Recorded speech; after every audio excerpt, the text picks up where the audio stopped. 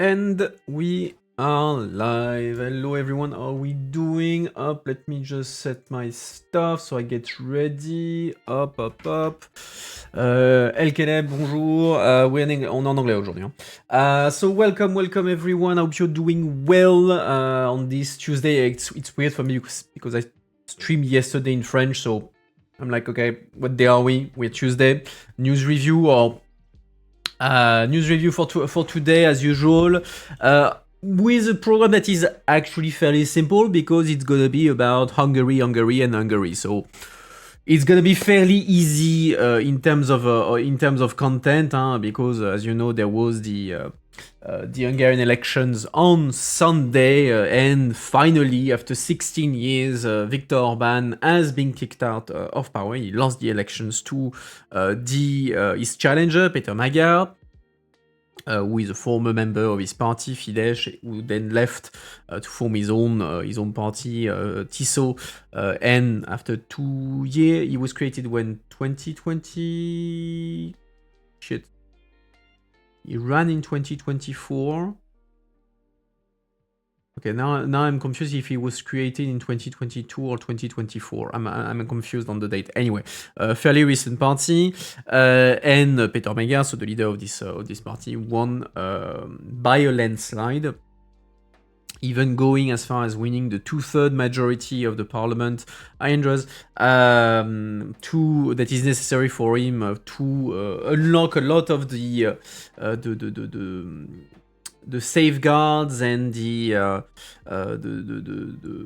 nomination that Orban had hard-coded in the Hungarian institutions to maintain his influence. So with the 2/3 majority, we will be able to get rid of that and actually do what, for instance, the Donald Tusk in Poland has not been able to do, which is to actually go and do the reforms he promised to do. So we're gonna read articles about Hungary all evening, and so first we're gonna read about the elections, then about I'm raising my chair, the discussions that are starting between Peter Magyar and the European Commission to unlock notably the funds. We're going to talk about Ukraine, we're going to talk about the Hungarian Commissioner, Oliver Wary, and finally about whether, well, what should we read into this election? Is it the foretold end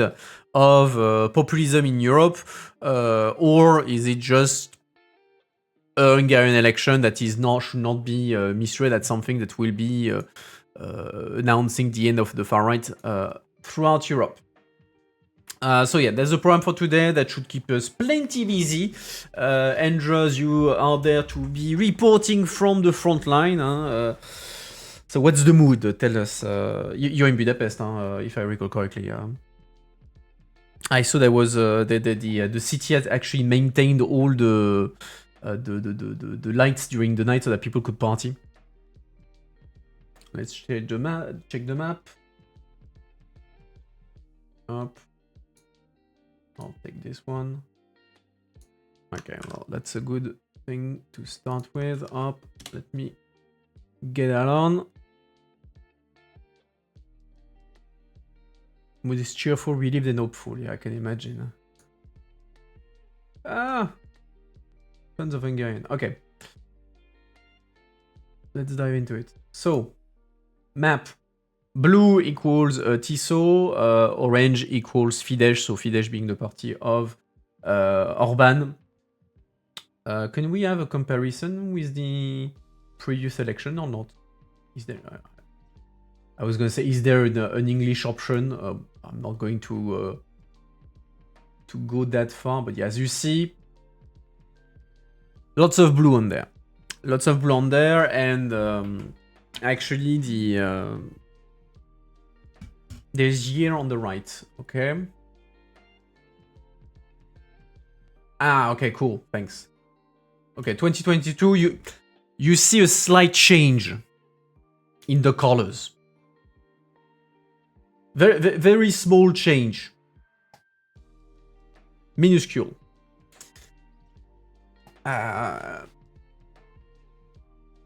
and they're like basically, so in the Hungarian electoral system, there is basically Tiso and Magyar managed to turn the system that Orban created for the elections against Fidesz, in the sense that in the Hungarian electoral system, so you have two not two elections, but two lists that are running at the same time. So when you go voting, you're voting for two lists in most cases.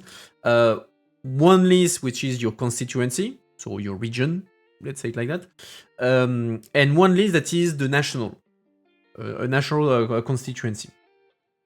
And basically, for the one on the constituency, so the regional election, the party that gets first gets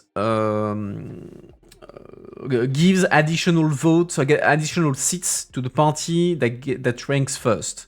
So if you're the party that arrives first, you get extra benefits for the other vote, which means that then you're pretty ensured of winning all the constituencies. Which is something that was designed, that explains that, for instance, in 2022, everything is orange apart from the big cities.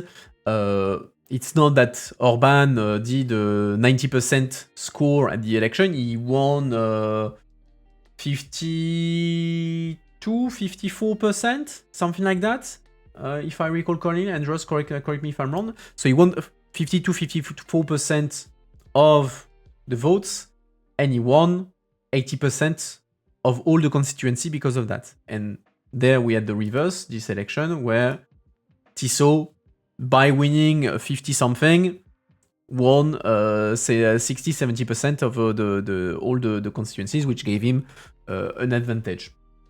He was helped by that in the sense that most of the other parties, opposition party in Hungary, most of them removed their candidates. Like they just say, okay, we're removing our candidates so that everything goes to Tiso, goes to Magyar, and he can maximize as much as possible the system that was designed by Fidesz. Tiso basically acknowledged how the system works and matched Fidesz by going to every town. The opposition just cried and didn't set foot outside Budapest much. Yeah, because Magyar basically spent the last couple of years like going from city to city. It was all the time. We're gonna read about that. He was going like on a tour throughout Hungary. Like he was doing 8-9 towns per day. Like imagine like you're doing 9 towns in a single day with a rally every time, etc. So he was having an insane rhythm, to say the least, and it was very local. He did not stick to the big cities who were already acquired to the opposition, and also the advantage that since all the other opposition parties, so center and left, basically were voting for him just for the reason that he was not Orban. He was allowed to that allowed him to not have to campaign like on centrist or leftist topics, but rather to concentrate on how to take voters from Fidesz, and so having very right-wing program, and then try to get those voters away from Fidesz.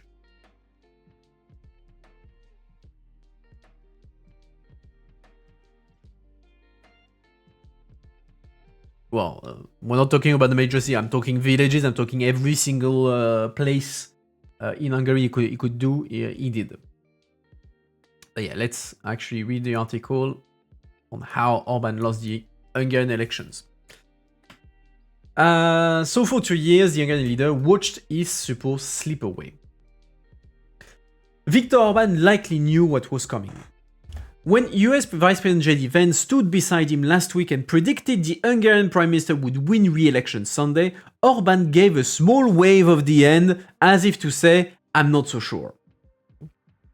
Ever since his challenger Peter Magyar burst onto the scene in early 2024, okay, so 2024, it was not 2022, the Hungarian leader watched his support dwindle away, leaving him far behind the polls as voters prepared to cast their ballots on April 12th.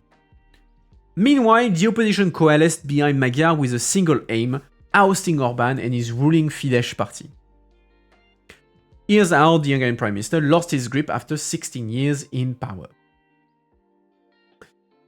Orbán's decline began in 2024, after the government pardoned the former deputy director of a children's home who had been convicted of covering up child sexual abuses. That's probably the decision that Orbán must be regretting the most in his life, because that's the thing that basically killed him.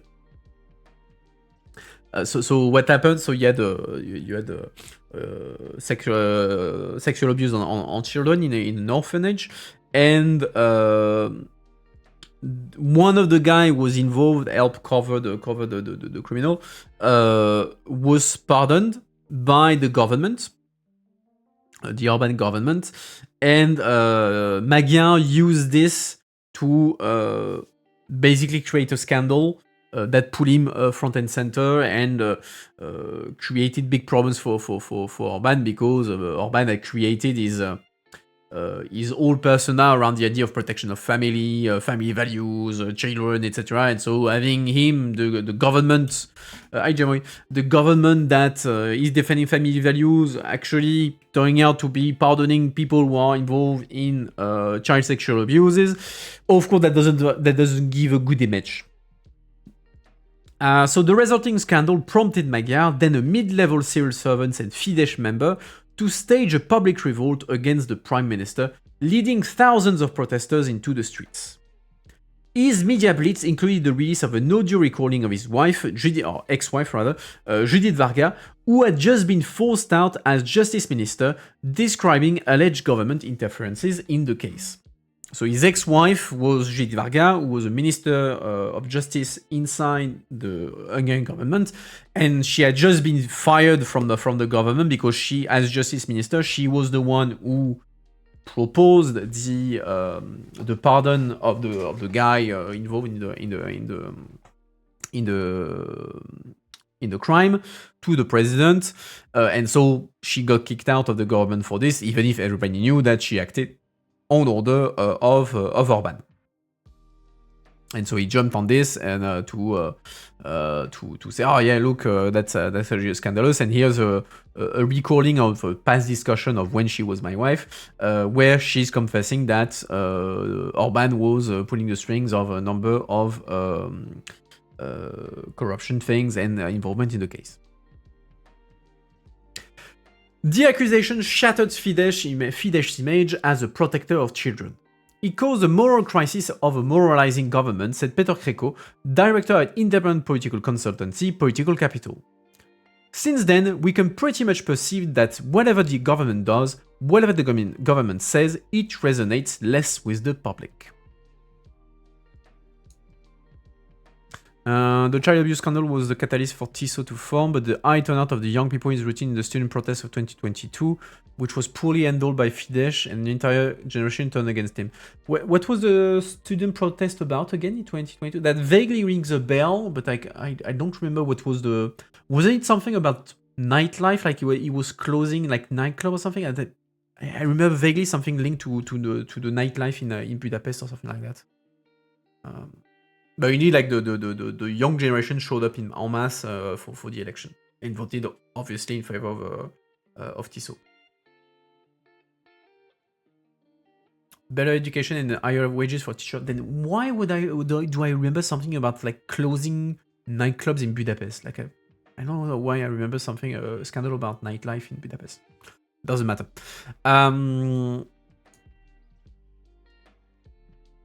Teachers tried to unionize more, and lots of them were fired. Okay, and then the students went to defense of their teachers, and Orbán screwed up on that. Probably because I'm a party animal. It's true. I was at a rave all weekend. That's probably why I'm still in the mood.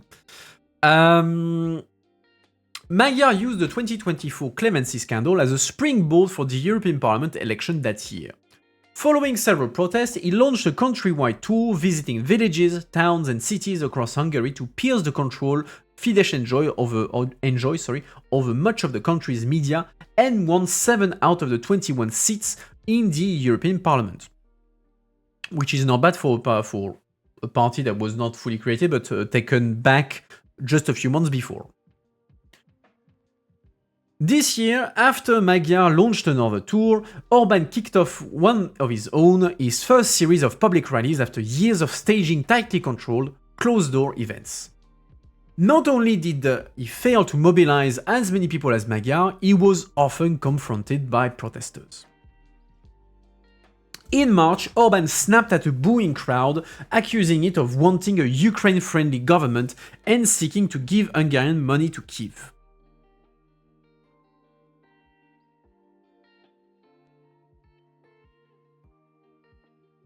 They're trying to ban waves. Rave. Yeah, there's something about that.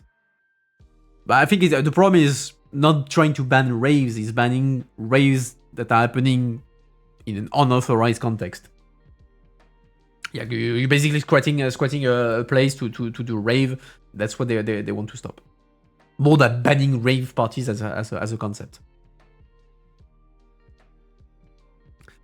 Where was I?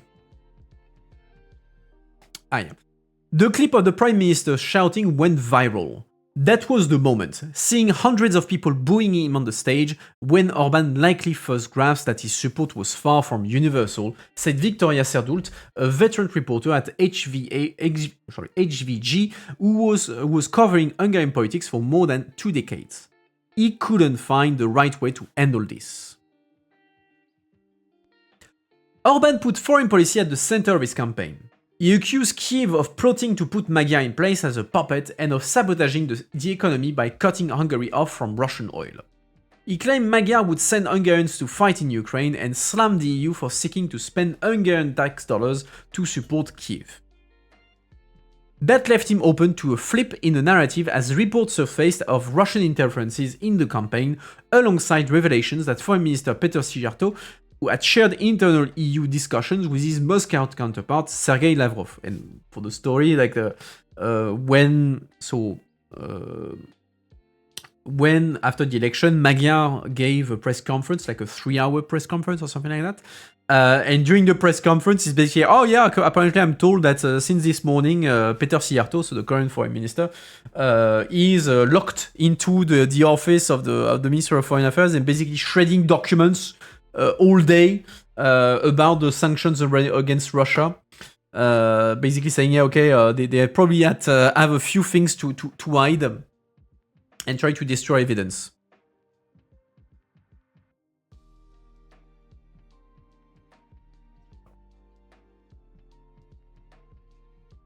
In all fairness, Russia from 1989 and Russia today are kind of 2 different things. Yes. You're reading. Okay, I'll read the paragraph and then we'll. So for Orban, who began his political career demanding the departure of the Soviet army in 1989, the shift was a severe blow.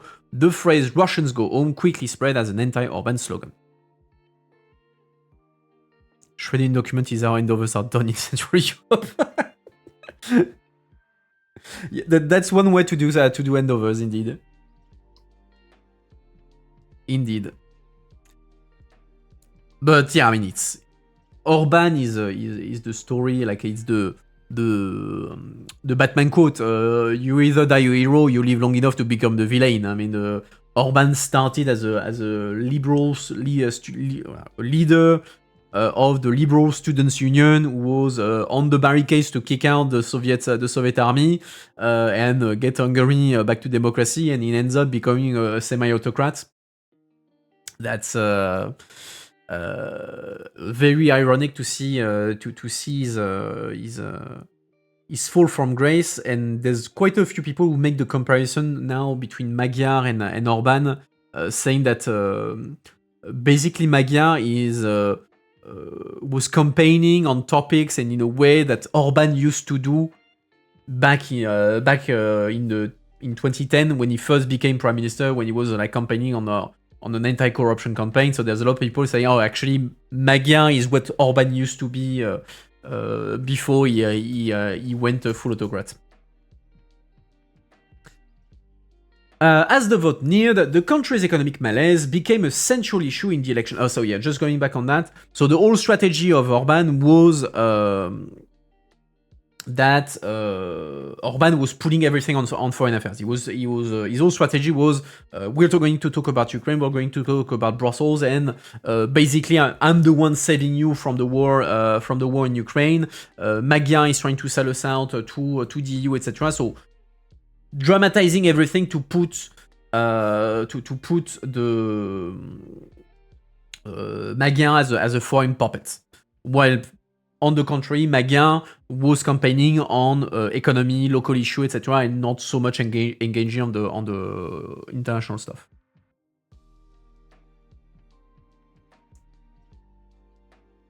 One of the most powerful campaign slogans of Tissot was "Russians go home," which was a direct quote from Orban's 1989 speech, turning it on him. Yeah, indeed. It's a reference to the speeches of Orban.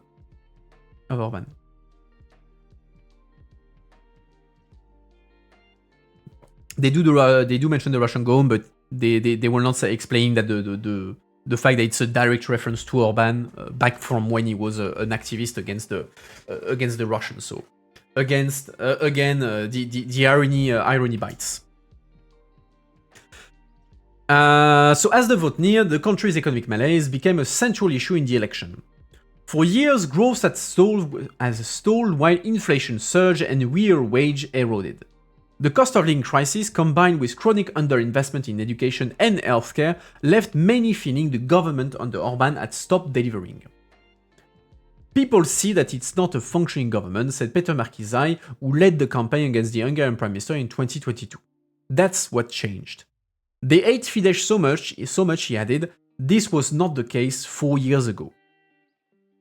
And if I recall correctly, wasn't it last year that basically, if you take per capita, Hungary became the poorest country in the EU, either the poorest or the second poorest country in the EU per capita or something like this?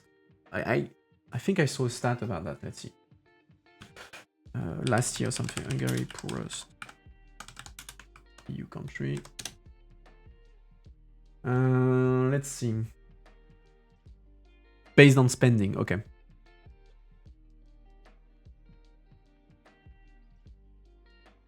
Blah blah blah blah. So that was Eurostat statistics.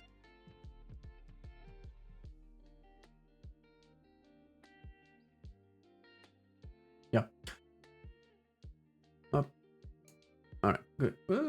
Getting back to it. Okay. Orban dominated traditional media channels, where Fidesz is estimated to control roughly 80% of the landscape, by installing loyalists in public media and enabling Fidesz-aligned business figures to acquire hundreds of regional and national outlets. But he quickly found himself outpaced on social media. Facebook is Hungary's most popular social media platform, drawing around 4 million visits in February 2026 in a country of 9 million people. After Meta banned political advertising across its platform, Fidesz, until then the biggest spender on political ads, found itself at a disadvantage as Magyar and his Tissot party cut through with viral videos and direct outreach to voters. Orban has 1.6 million followers to Magyar's 930,000.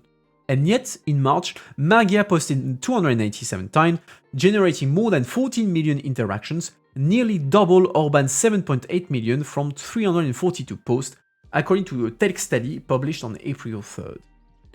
The government accused Facebook of throttling Fidesz-linked accounts, a claim the company denied. And finally, something that Anders was mentioning, the role of the youth. Follower numbers mean, yeah, I agree that the number of followers is, especially on Facebook, is rather meaningless. Although the number of interaction is what's interesting. Orban's biggest miscalculation may have been alienating young voters with, among other things, a crackdown on Budapest nightlife. Okay, so that's probably why I linked it to the nightlife, because I read the article and I remember I focused on that. Okay. Polls suggest young people turned against him en masse, with roughly 2/3 backing the opposition. Thank you for bringing back hope, hoping change, Magyar said in his victory speech, addressing the thousands of young people in front of him. The night before the vote, Orban made a final appeal to young voters. He acknowledged the past years had been unfair to them and said he understood their desire to rebel, but urged them to direct their dissatisfaction against Brussels. He also promised to prevent Ukraine from dragging Hungarian youth into war and pledged tax cuts. It was too late. Young people took to Budapest streets on Sunday night to celebrate his defeat. So basically, Orban lost his touch. And people got too fed up with him, with the state of the economy, the state of corruption and everything. And that cost him his job, along with Magyar managing to turn the system against him. So now, Andrews, if I remember correctly, they have 30 days to name the government. It can't be, so normally by beginning of May, that should be done. I think they announced like maybe the 5th of May. Now they are preparing the handover.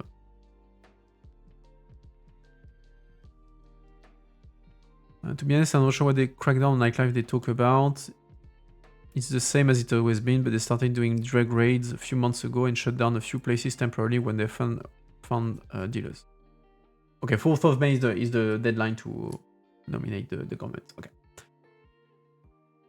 So next on the big list, because Magyar now is prime minister elect.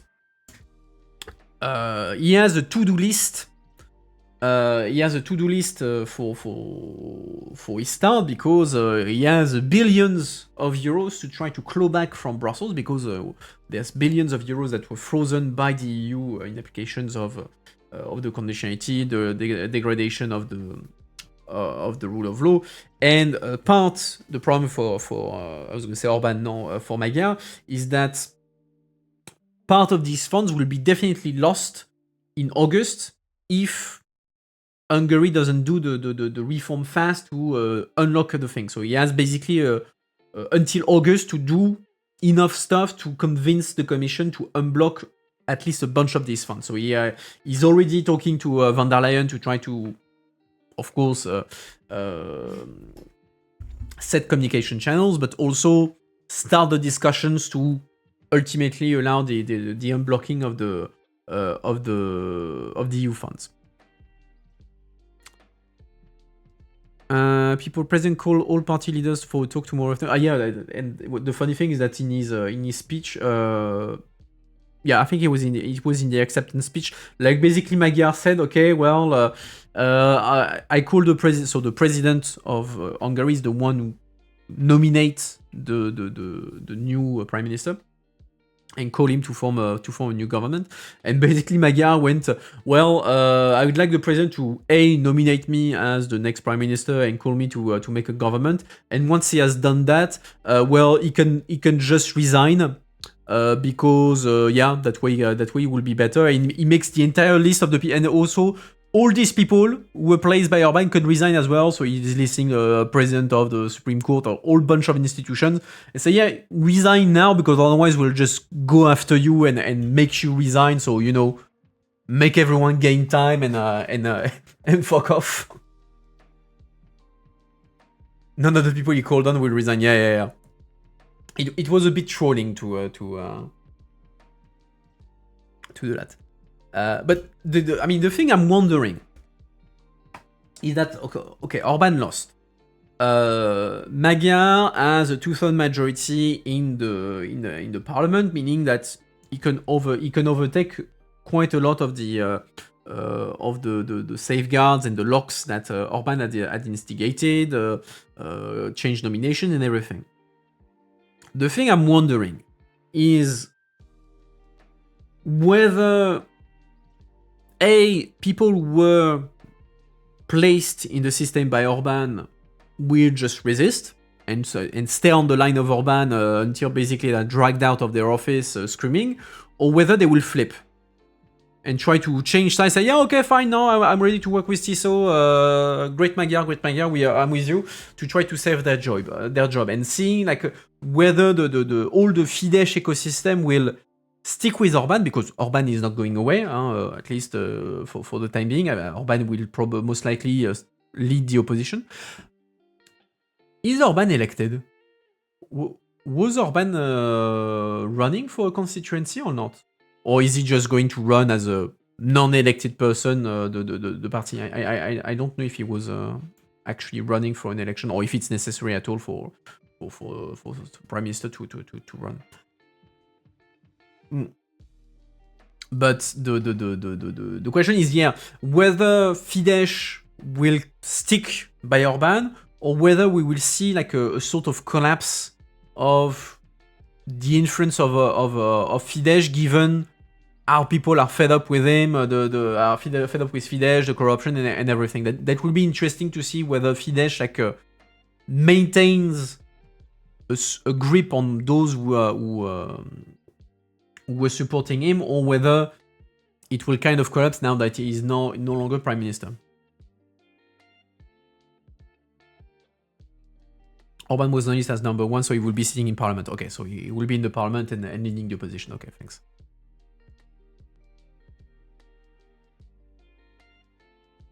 All right. But yeah, it will be interesting to see how Fidesz evolves in the coming months.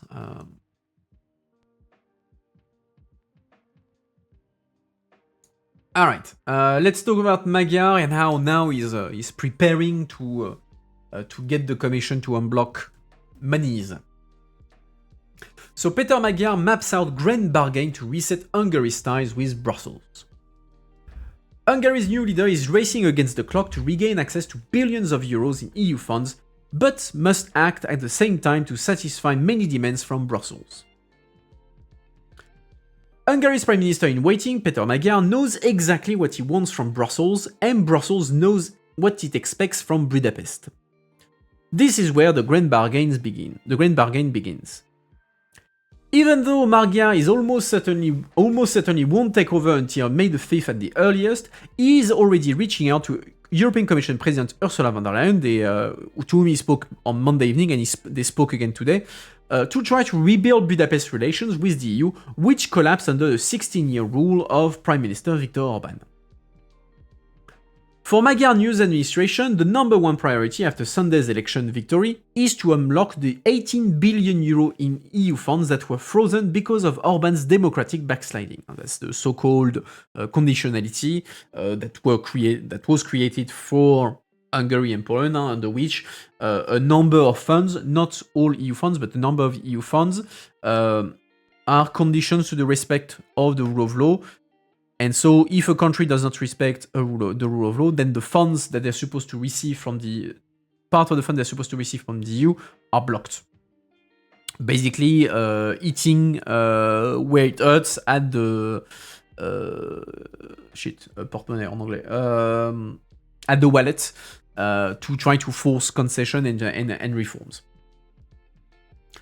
And that's how Hungary lost 18 billion still blocked. There were 10 billion more that were unblocked, but then the Court of Justice said they should not have been unblocked, so it's between 18 and 28 billion that were frozen. So it's not like a small amount of money, to say the least. He also wants access to some 60 million euro in European defense loans and to end the 1 million euro per day fine imposed over Hungary's defiance of migration law. Basically what happened is Hungary had a migration law that broke EU law. They got sued by the Commission at the CJU, so the highest court of Europe. And the court said, okay, Hungary was wrong. You have to cancel that law. And it's such a big deal that every single day that you do not cancel that law, you have to pay a 1 million fine, a 1 million euro a day fine, which keeps the tab running. Let's say it like that. And so, of course, they want to stop the money bleeding. Just checking something quickly. Yeah, okay. Up. Where was I? Yeah. But Brussels won't just hand these goodies to a new leader who is still an unknown quantity. Magyar has several hoops to jump through to qualify for the cash to prove he's serious about reforming Orban's authoritarian state, and Brussels has its own sets of high-level political priorities that Magyar must deliver on. And also, Brussels the Commission has kind of another pressure is that there was recently a court ruling of the CJU. I don't remember if it's a court ruling or just the Avocat Général. I don't quite recall. But basically, at the CJU, you have the parliament sued the commission because it unblocked 10 billion euro to Hungary. And I don't remember if the final ruling was taken or if it's just the Avocat Général. But basically, the court said, at the CJU, someone said that the commission should not have unlocked the 10 billion euro just on the basis of a promise or unfulfilled reforms. And so that means that the commission now also has that pressure, because that means they can't just give away the money on a whim. They have to have concrete results to justify unblocking the money. How many days has it been? Oh, it's been quite a while. The ruling was last year. Let's see. Hungary CJEU migration ruling.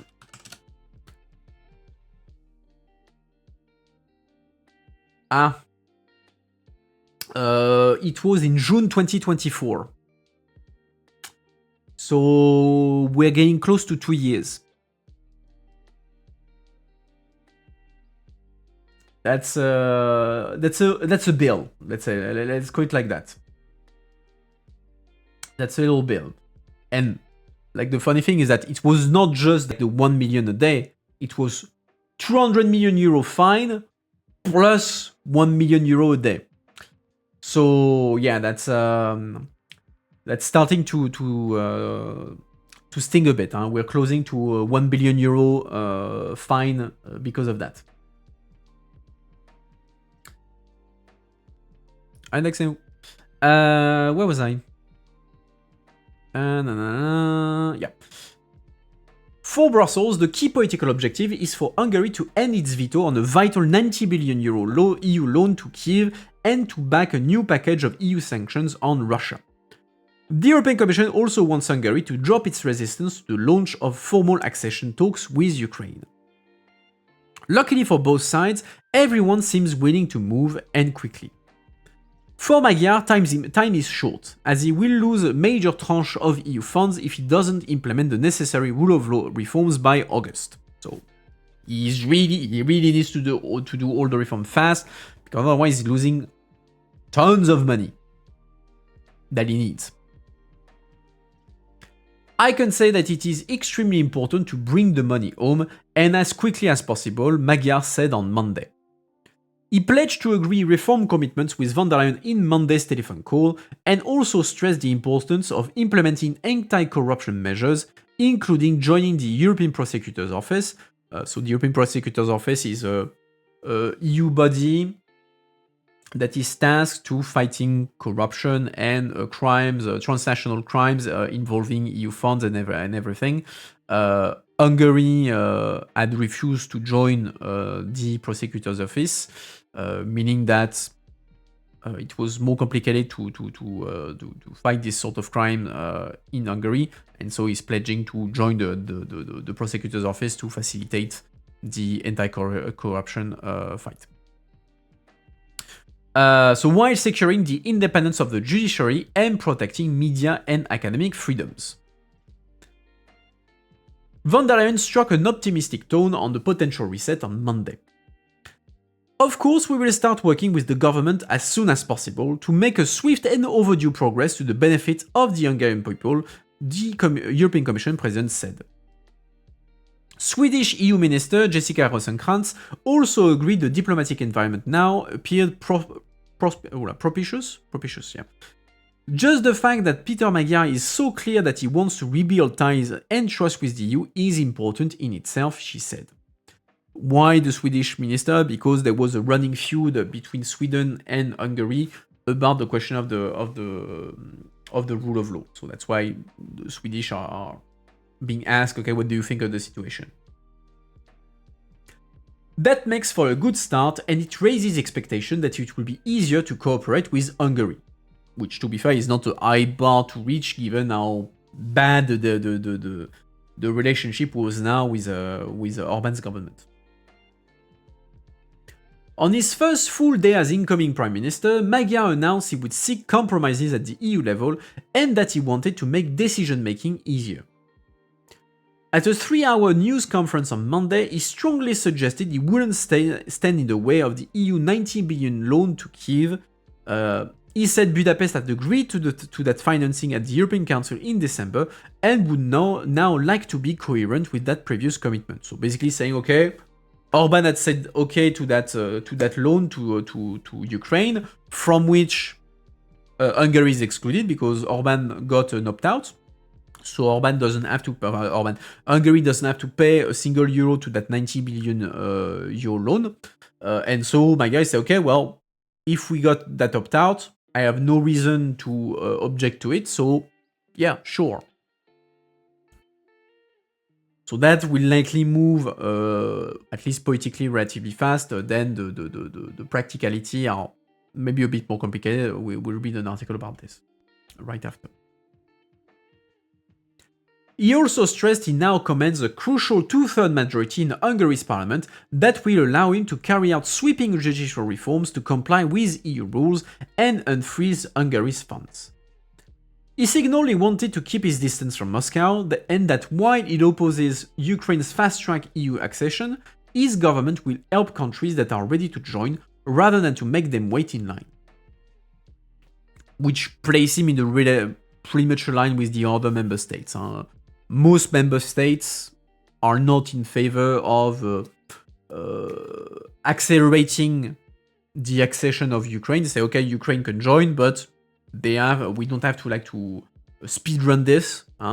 We have a process. Let's do the process. So there is not like him like slow boating things. He's just saying he's putting himself in the continuation of the other member states. But what it means is that maybe, because for now the Ukraine accession is blocked, because Orban was putting his veto on the continuation of the negotiations. Every time, basically, so. The negotiations started with Ukraine. The negotiations are organized in chapters, so you negotiate like a bunch of topics at once. And every time you close a chapter, you need the approval to get to the next chapter, and that requires unanimity. And so Orban was blocking the next bit of the negotiation. So most likely. Magyar will unblock that, say, okay, I'm not putting my veto on the continuation of the negotiation. I'm not in favor of fast-tracking the negotiation, so we're not speed-running it, but the negotiation can continue. I'm not going to put unjustified obstacle to the negotiation.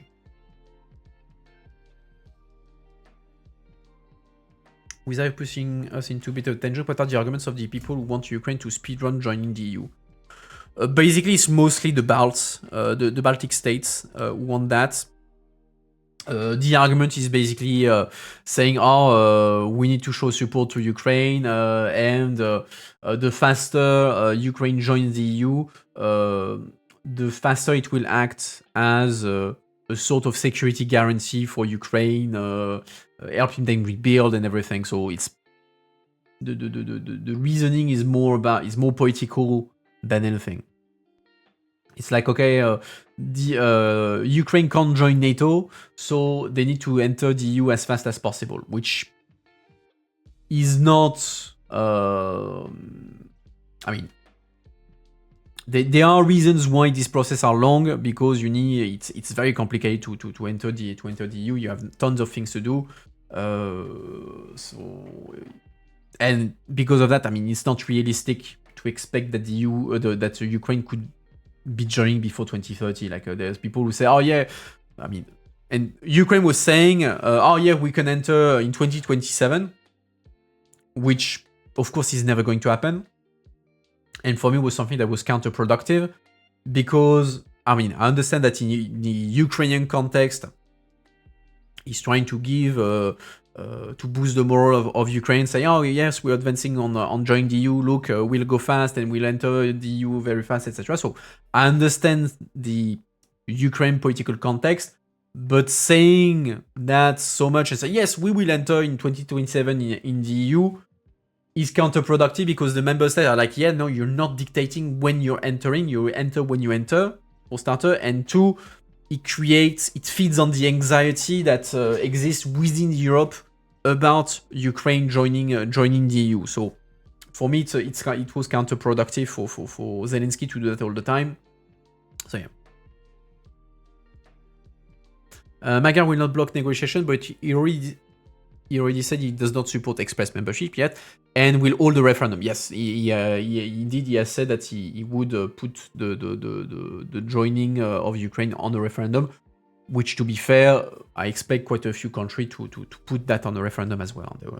I would be surprised if there's not a referendum on that in France, in the Netherlands, in Sweden, etc., etc. So, and it's a way also to, since Ukraine is a very sensitive topic in general, and especially in Ukraine, in Hungary, that also allows him to say, yeah, no, I'm not forcing that decision through, saying, oh, I'm deciding something against the will of the people. I will not stop the negotiations, and I will leave to you the final decision. And basically, I'll do whatever you want. So it's also a way to manage the Hungarian concerns about Ukraine. Say, yeah, you will have the final word at the end of the day.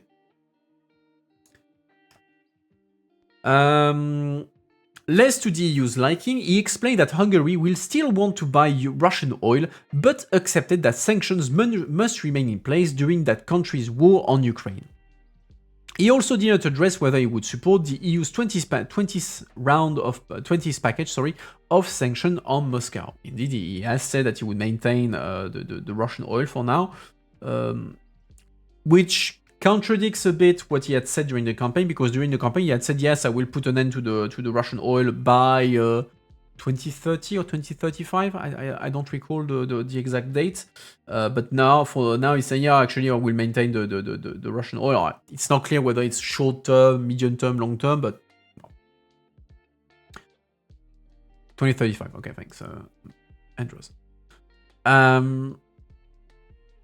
Ukraine is a sensitive topic for Magyar, given the strong anti-Ukraine sentiment in Hungary, but diplomats are confident a compromise can be reached. Magyar's party, TISO, has said they don't want a fast track. Sweden also wants it merit-based, or not fast track, basically. Rosenkrantz said, Ukraine has the merits, they have really done their reform, and now it's time to open formally the first cluster of the negotiation. So, like, basically saying you have to leave the veto, the Hungarian veto, on the starting of the negotiations per se. But like that doesn't mean you're not speedrunning the negotiation and the adhesion as a per se.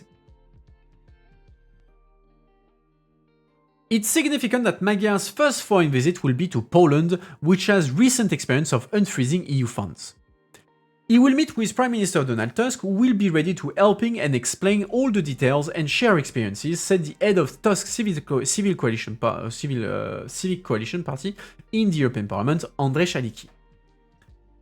After Tusk won Poland's election in 2023, the European Commission in February 2024 unfroze more than €100 billion that had been held back over rule of law concerns after Tusk submitted a judicial reform plan and took initial steps to rebuild trust. In the Polish case, however, alt-right President Karol Nawrocki, so who is from the party of peace, so the opponents, the far right basically, alt-right President Karol Nawrocki ultimately blocked the reforms promised by Tusk, leading to complaint that Warsaw had won its funding by merely promising change. So basically, the problem that the Polish are facing is that Tusk won the elections, so he has a majority, but the Polish president has a right of veto over many things. And basically, Nawrocki, so the president, is using that veto to block the reforms that Tusk promised to do. And Tusk does not have a big enough majority in the parliament. I think he needs a 2/3 majority as well, or 2/3 or 3/5 majority in the parliament to cancel the veto. And so basically he's blocked. Yeah, the problem of Poland is that Tusk is blocked. He can't do the reforms he wants to do because Nawrocki is preventing the reforms to be done. Which is why there was a lot of emphasis on Magyar winning a 2/3 majority, because if he had won just the normal majority in the Hungarian parliament, he would also have been blocked on many levels by the entire system put in place by Orban, the changes to the constitution that require a 2/3 majority. So that's why like the real thing that was important for Magyar was not just to win the elections, but to win with a 2/3 majority, which he got, meaning that it will be much easier for him to make the changes and the reforms than it is, for instance, for Poland. Its bitter experience in Warsaw has made the Commission wary of disbursing funds before it can be sure the reforms are in place, and makes it unlikely Magyar will win early payments. Still, Magyar's supermajority means he is unlikely to face Tusk's problem with an obstructive president, as he can simply ram measures through at will. We have a supermajority in the parliament, and that gives us the power to transform state systems, and we are going to do that, Magyar said. Saying he wants to form a government as soon as possible, Magyar urged the Hungarian president to bring forward the inauguration of his new parliament to May the 5th from May 12th, allowing him to put forward a formal package to satisfy Brussels' requirements. The supermajority means he should be able to work quickly. He can do everything, you know, there is no excuses, he knows exactly what has to be done, the Commission has of course its criteria, and I think he should present a plan. This is how I'm going to do it, and within which time frame. The European Parliament's lead lawmaker supervising the rule of law in Hungary, Dutch Green MEP Tineke Strik, told Politico. Hungary is also subject to Article 7 proceeding under the EU treaties, the first steps towards suspending its veto rights over rule of law breaches. Article 7 is the sanction measure within the council against a country that is breaking the rule of law. So there was a procedure that was open against Hungary, but that procedure was going nowhere because to sanction a country, you need unanimity minus the country concerned. And since there always were more than one country that was problematic, they were covering each other. So back when Poland was under the far right, Article 7, when you were discussing Article 7 on Hungary, Poland was putting its veto. When you were talking about the Article 7 on Poland, Hungary was putting its veto. So that was neutralizing de facto the Article 7. And that's why the Commission then created the conditionality mechanism to basically circumvent the problem of Article 7. Say, okay, we're going to create a system where we can freeze EU funds without Article 7. But yeah, now that Orban is out, it's likely that the Article 7 procedure will be put to an end in the coming months or the coming year. The next hearing, where ministers from the other 26 countries will assess Budapest's position, is scheduled for the end of May. So yeah, that should go very fast. That would be a perfect moment to meet, I think, with the other European leaders to discuss the things that are needed to be done and how he sees that, she said. So Magyar has a plan. And that plan, the priority for that plan is to unlock the monies, because he needs the monies. And there's tons of monies that he could potentially get. Sorry, just... I just got an email. Okay. Next article. Let's talk about Ukraine. So, you know that the main thing that is problematic is the fact that Orban had put his veto on the 90 billion loan that was supposed to go to Ukraine to finance the country and since, or at least at the origin, Ukraine was supposed to run out of money in April. They managed to get additional funds from the IMF, so the International Monetary Fund, so that made it less urgent for Ukraine to get the money, but still, they need a 90 billion euro at some point, and Orban had put his veto on the decision despite having agreed to it in December, which pissed off absolutely everybody. And so now, the priority for the EU will be, one of the priorities for the EU will be to get Magyar to drop that veto and allow the procedure to go through so that Ukraine could get the money. But that will take time, and there's the question mark of what will Slovakia do, because the Prime Minister of Slovakia, Robert Fico, had also put his veto on the loan, and now the question is, after Orban's departure, whether he will still veto the loan, or whether he will quietly go back in line. So why Orban's defeat won't yet unblock the EU's 90 billion euro for Ukraine?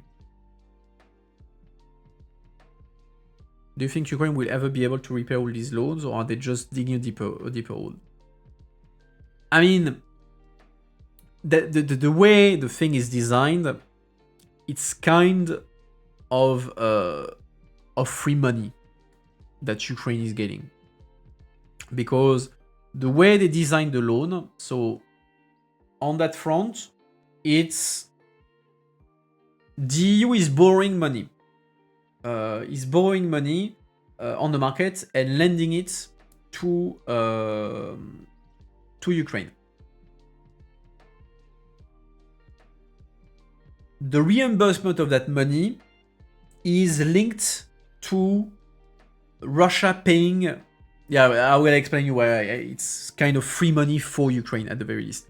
The reimbursement of that money, of that 90 billion euro loan, is linked to Russian reparation, meaning that the reimbursement of that would have to be made with reparations that Russia would pay to Ukraine after the end of the war.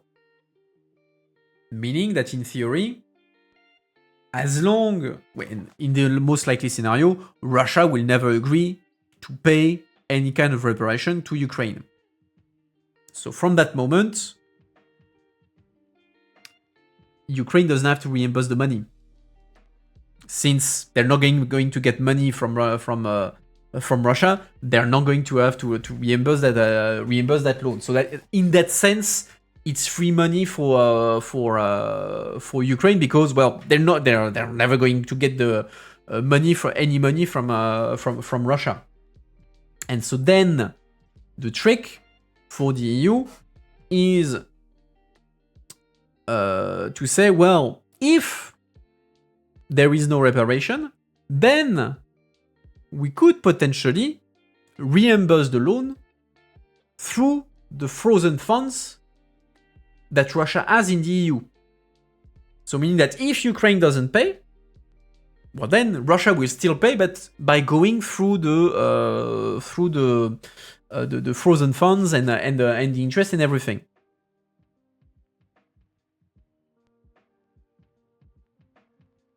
So that's the trick that makes it kind of free money to an extent for Ukraine.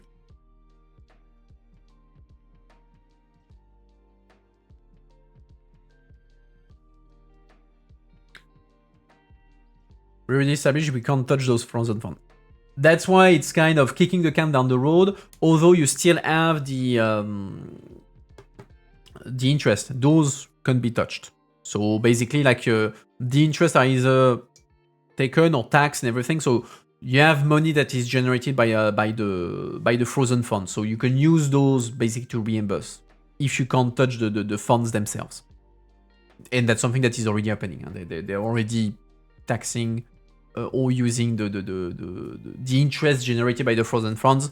That's something that is already happening. So that's for sure is possible. Then the question is, can you touch or not the frozen funds. For now, it's a theoretical question. But yeah, in theory, that's why I'm saying it's free money for Ukraine so far.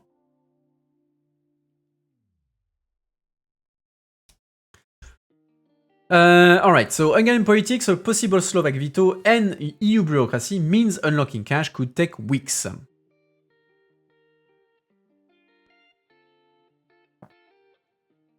That will cover the interest of the loans, basically, yeah, kind of, yeah. Peter Magyar landslide victory over Viktor Orban's in Sunday Hungarian elections triggered a collective sigh of relief in Brussels and Kyiv. For almost a month and a half, the Moscow-friendly premier has refused to sign off on a crucial EU 90 billion euro loan package to Ukraine that the bloc leaders, including Orban himself, previously agreed to in December.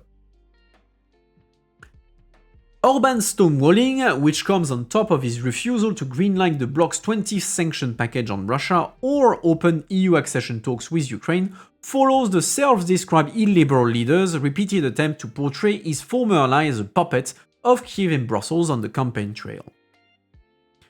Speaking to reporters on Monday, Magyar suggested but didn't confirm that he will leave Budapest's veto on the loan.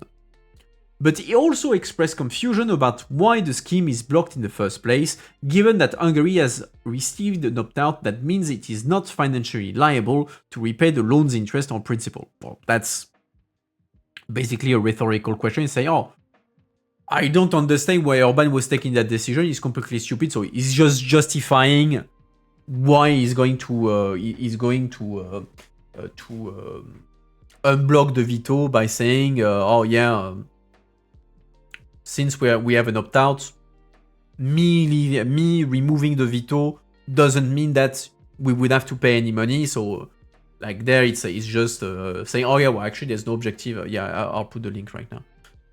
There's no objective reason why I should maintain the veto. I don't fully understand this, Magyar said. I will discuss it with European leaders, but personally, I agree that Hungary should opt out, which is basically the December decision that Orban had agreed to. EU officials and diplomats also warned that Orban's repeated criticism could make it politically difficult for Magyar to immediately approve the loan, which Orban has blocked over allegations that Ukraine has slow-walked repairs to the Druzhba pipeline, a critical oil conduit that transports Russian crude to Hungary via Ukraine, sorry. And I think, if I recall correctly, like, Zelensky has said that, yeah, we'll finish the repairs later in spring, so it should be fine. Magyar has also struck a notably cautious line on foreign policy, and particularly on Ukraine during the campaign.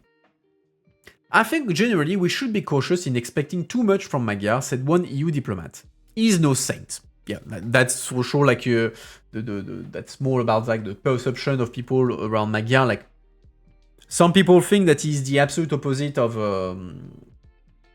Orban. Not really. He remains a very conservative person. So yeah, don't expect like Magyar to be the anti-Orban.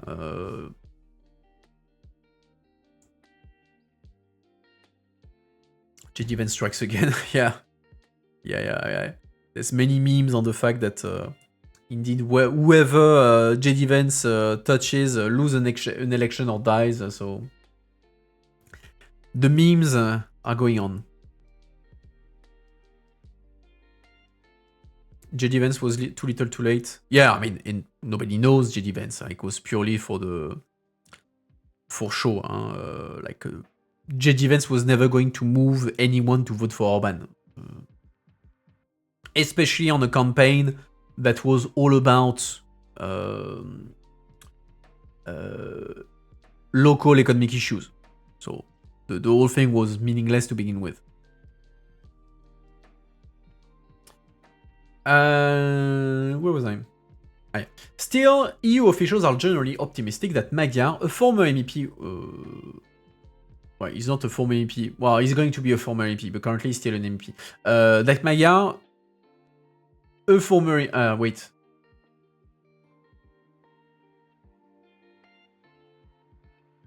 Yeah, a former MP whose TISO party hails from the same European EPP as European Commission President Ursula von der Leyen, this sentence is very weirdly phrased, will eventually lift Budapest veto.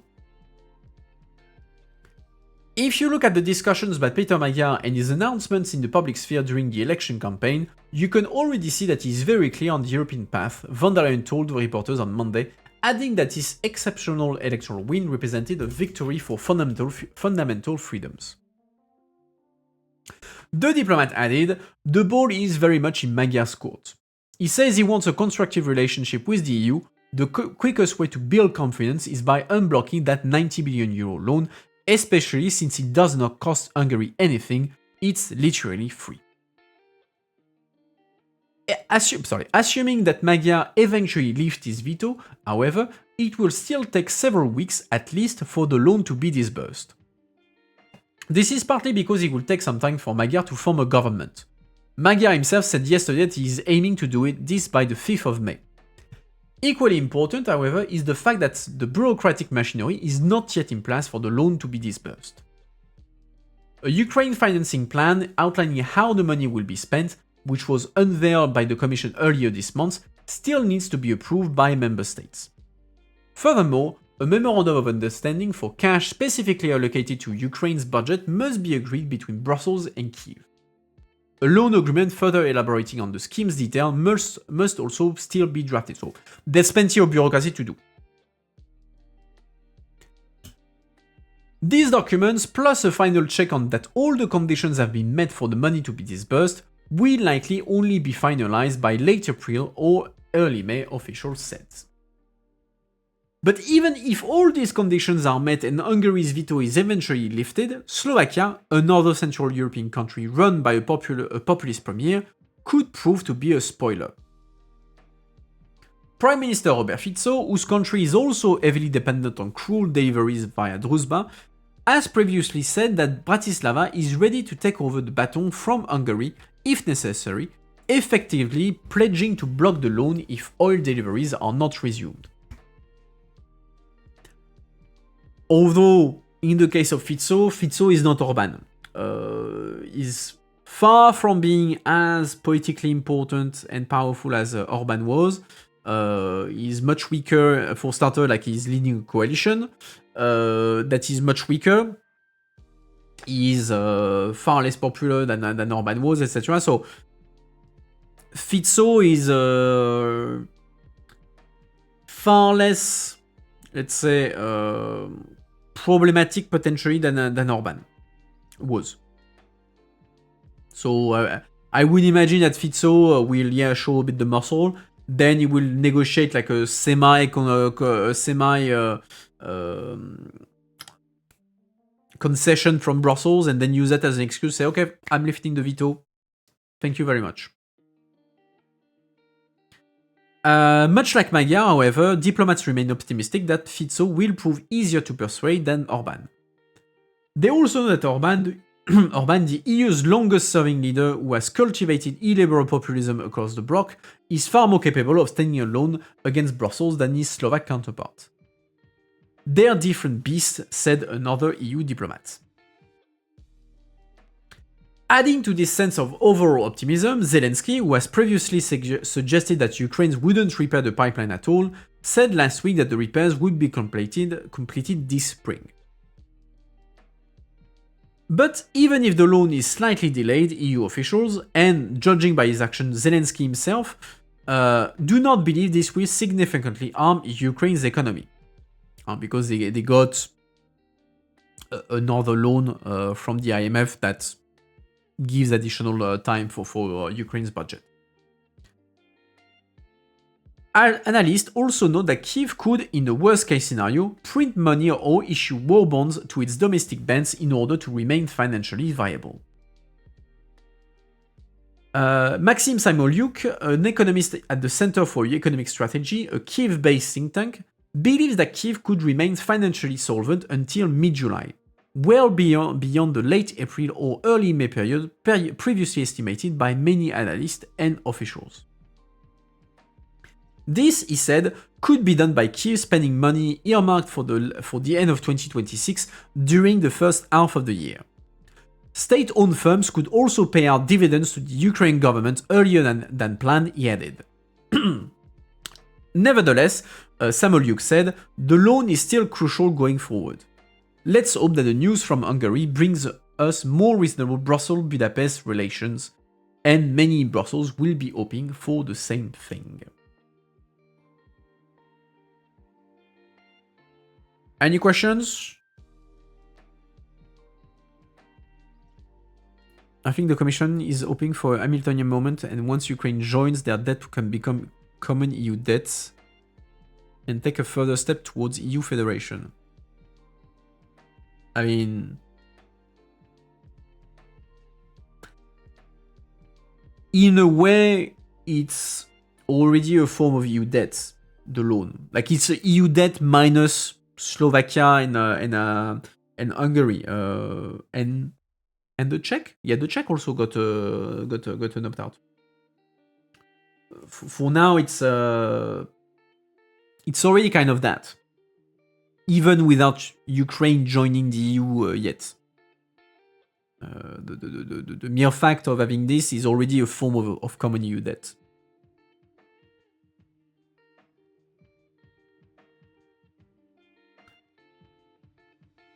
Up. All right, let's go to Poland. Let's go to Poland. I was just checking if the order I was reading the article in was making sense. Okay. Still about Orban, but about Poland, but about Hungary. Like, we only Tuesday. I'm already tired. Like, I was in Avignon all weekend for work for the stream and everything. So I'm asking. So I'm still tired from that. All right. Poland's nationalist right recalibrate after Orban's heavy election loss. Polish Prime Minister Donald Tusk is crowing that Peter Magyar's victory is also a win for him, while the right works out how to distance itself from Orban. Viktor Orban's stunning defeat in Sunday's Hungarian election is forcing Poland's nationalist right to calculate what lessons to draw from Budapest ahead of its own key election next year. Because next year is going to be big in terms of elections, because in 2027 you have 4 of the big 5 that have elections. France, Poland, Spain, and Italy. So 4 of the 5 biggest EU countries are having elections. So yeah, next year is going to be pretty important. So Poland's Law and Justice, the Peace Party, and Orban's Fidesz government have very similar political playbooks. They are close friends with US President Donald Trump and his MAGA movement. They are deep skeptics of the European Union, and they support the model of illiberal democracy that had been a hallmark of Orban's 16 years in power. One big difference, however, with Fidesz is that peace is absolutely not close to Russia, which was one of the reasons there was a bit of a cool down of the relations between Poland and Hungary after the start of the war in Ukraine, because peace, who was in power back then, was definitely not a friend of Russia. Like, definitely not. So you had like big disagreements between peace and Fidesz on this specific point. Orban was backed by Trump, and Vice President J.D. Vance personally campaigned for him. Polish President Karol Nawrocki also visited Budapest, while peace leader Jarosław Kaczyński painted a loss for the Hungarian PM in apocalyptic terms for the European rights. None of that prevented Orban's defeat, and now the Polish right is worried that its hope of toppling Liberal Prime Minister Donald Tusk in next year's parliamentary elections are receding. Tusk made a point of hammering home that the victory of Hungarian opposition leader Peter Magyar was a win for him too. "I'm so happy, I think I'm happier than you," Tusk said when he called Magyar to congratulate him. It's a bit of a stretch to tell to Magyar, well, actually, I'm happier than you are. A bit of a stretch. Meanwhile, Peace MP Michal Wojcik grumbled, "What should I be happy about?" Tusk framed the political change in Budapest as one that will have an impact across Europe. Everyone feared that there was a trend towards authoritarian, corrupt regimes. That is not the case, Tusk told a press briefing while in Seoul on an official visit. I am glad this part of Europe is showing that we are not condemned to rule by corrupt and authoritarian governments.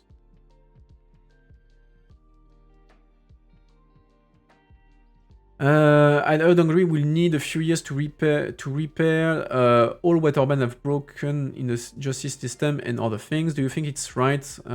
It will take a long time. It will take time. I mean, 16 years in power, like to undo a lot of things. Yeah, that will take time. Like, don't expect he will snap his fingers and everything. Like, he has to basically, to make a bit the list of all the things he has to do. So he has to redo the independence of the justice. He has to make constitutional changes to remove a bunch of stuff that Orban has done. He needs to restore the independence of the media. He needs to restore independence of the education system, particularly universities. What else does he have to do? Education, justice, media.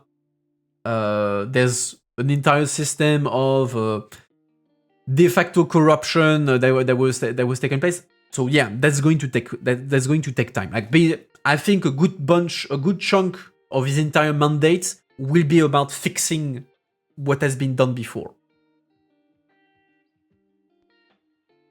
Poor Hungarian people. Yeah, I mean, at least now they will have the opportunity to get rid of all the bullshit that was done. But that's kind of the problem of illiberal and far-right government, is that even if you can kick them out of power, it takes a lot of time and energy to actually fix everything that they have done. So yeah, Magyar will spend quite some time to try to fix what Orban has done, bearing in mind that Orban had placed tons of people everywhere to maintain his influence. So Magyar will have to fight against his own system, because the current system was designed to serve Orban's policies, which is why it was so important for Magyar to obtain the 2/3 majority, which allows him to fire people and stop some vetoes and stuff like that. But yeah, it's going to take time. It's going to take time for sure.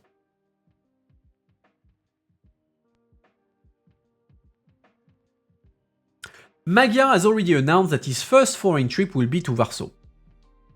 The Tusk government hopes for a European realignment with Magyar. Deputy Defense Minister Cezary Tomczyk told Politico in a text message, saying, "The Hungarian government will be our strategic partner," which allow basically we will have the beginning of a rebuild of the Visegrad 4. So you have a group of de facto alliance which are called the Visegrad 4. So Hungary, Poland, Czech Republic, and Slovakia. That's a group of Central European countries that were coordinating and working together at EU level. That group basically broke down after the war, the war in Ukraine, because Poland and Hungary had definitely different views on the conflict. Since Poland was against the Russians and Hungary was much more tolerant of what Russia was doing. And now that we have both Poland and Hungary that are on the same side politically, it opens the way to a restart of the relationship. Bear in mind that we also have Slovakia and Czech Republic that are led currently by populists, but will they try to block the two other countries which are bigger than... is Hungary bigger than Slovakia population? For sure, it's bigger than Slovakia. 5 million people for Slovakia, and I guess the Czech are more or less the same. No, 10 million. So what? It's Hungary is how many people? Let's see. I'd say it's roughly the same.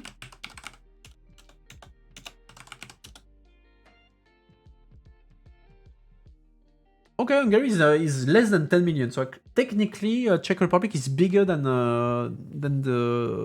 Hungary. Okay, I thought it was smaller. Okay, interesting. Let's continue. A sense that going all in for Orban might have been a mistake is dawning in peace. The Polish right is distancing itself from Orban and highlighting that his close alliance with Russia was a big problem in Warsaw. Orban was an ally of Poland only in the contest with cosmopolitans and centralizers in the EU and on migrations. That was important, but not enough. Slavomir Chekiewicz, the head of Naroki National Security Bureau, wrote on social media. The Hungarian Prime Minister had a very different perception of the Russian threat, differences over NATO, and an energy policy entirely at odds with our interests, he added. Tobias Boczynski, a peace member of the European Parliament, said, "As for Viktor Orban's Eastern policy, I have repeatedly stated that it was completely at odds with ours." Like, so all things are, yeah, no, we had nothing to do with the guy. Key figures in the peace camp are either quiet or issuing uncontroversial congratulations to Magyar, while trying to change the subject in Warsaw by shifting to domestic issues. The party's X-feed on Monday was dominated by attacks on Tusk over healthcare, without a single mention of the Hungarian results. Peace was counting on Orban to hang on. Kaczynski spelled out his vision of a pan-European right-wing sweep anchored by a triumphant Orban, followed by peace ousting Tusk and national rally leader Jordan Bardella taking power in France in 2027, while Giorgia Meloni continues to rule in Italy. A force of this kind could emerge that would truly begin to change Europe, Kaczynski told Hungary's Mandina magazine before the election. And this is very, very much needed. The European Union is currently in a severe crisis that could lead to its collapse. So there was a big momentum to try to get the far right to come to power in a bunch of countries and basically gain momentum. However, Boczynski argued that the European right shouldn't despair. "I think those who say this will halt the right-wing wave sweeping across Europe are greatly exaggerating. Rather than focusing on Europe, peace has to concentrate on unseating Tusk, whose Civic Platform party has been gaining ground on for months, according to Politico's poll of polls." Let's see the poll. Right now, KO is a Civic Platform, so the party of Tusk. And Peace is still a few points behind. Confederacja, it's the far right. Like, even more far right than Peace. Lewica is socialist. KKP, I don't remember which party they belong to. Let's see. KKP.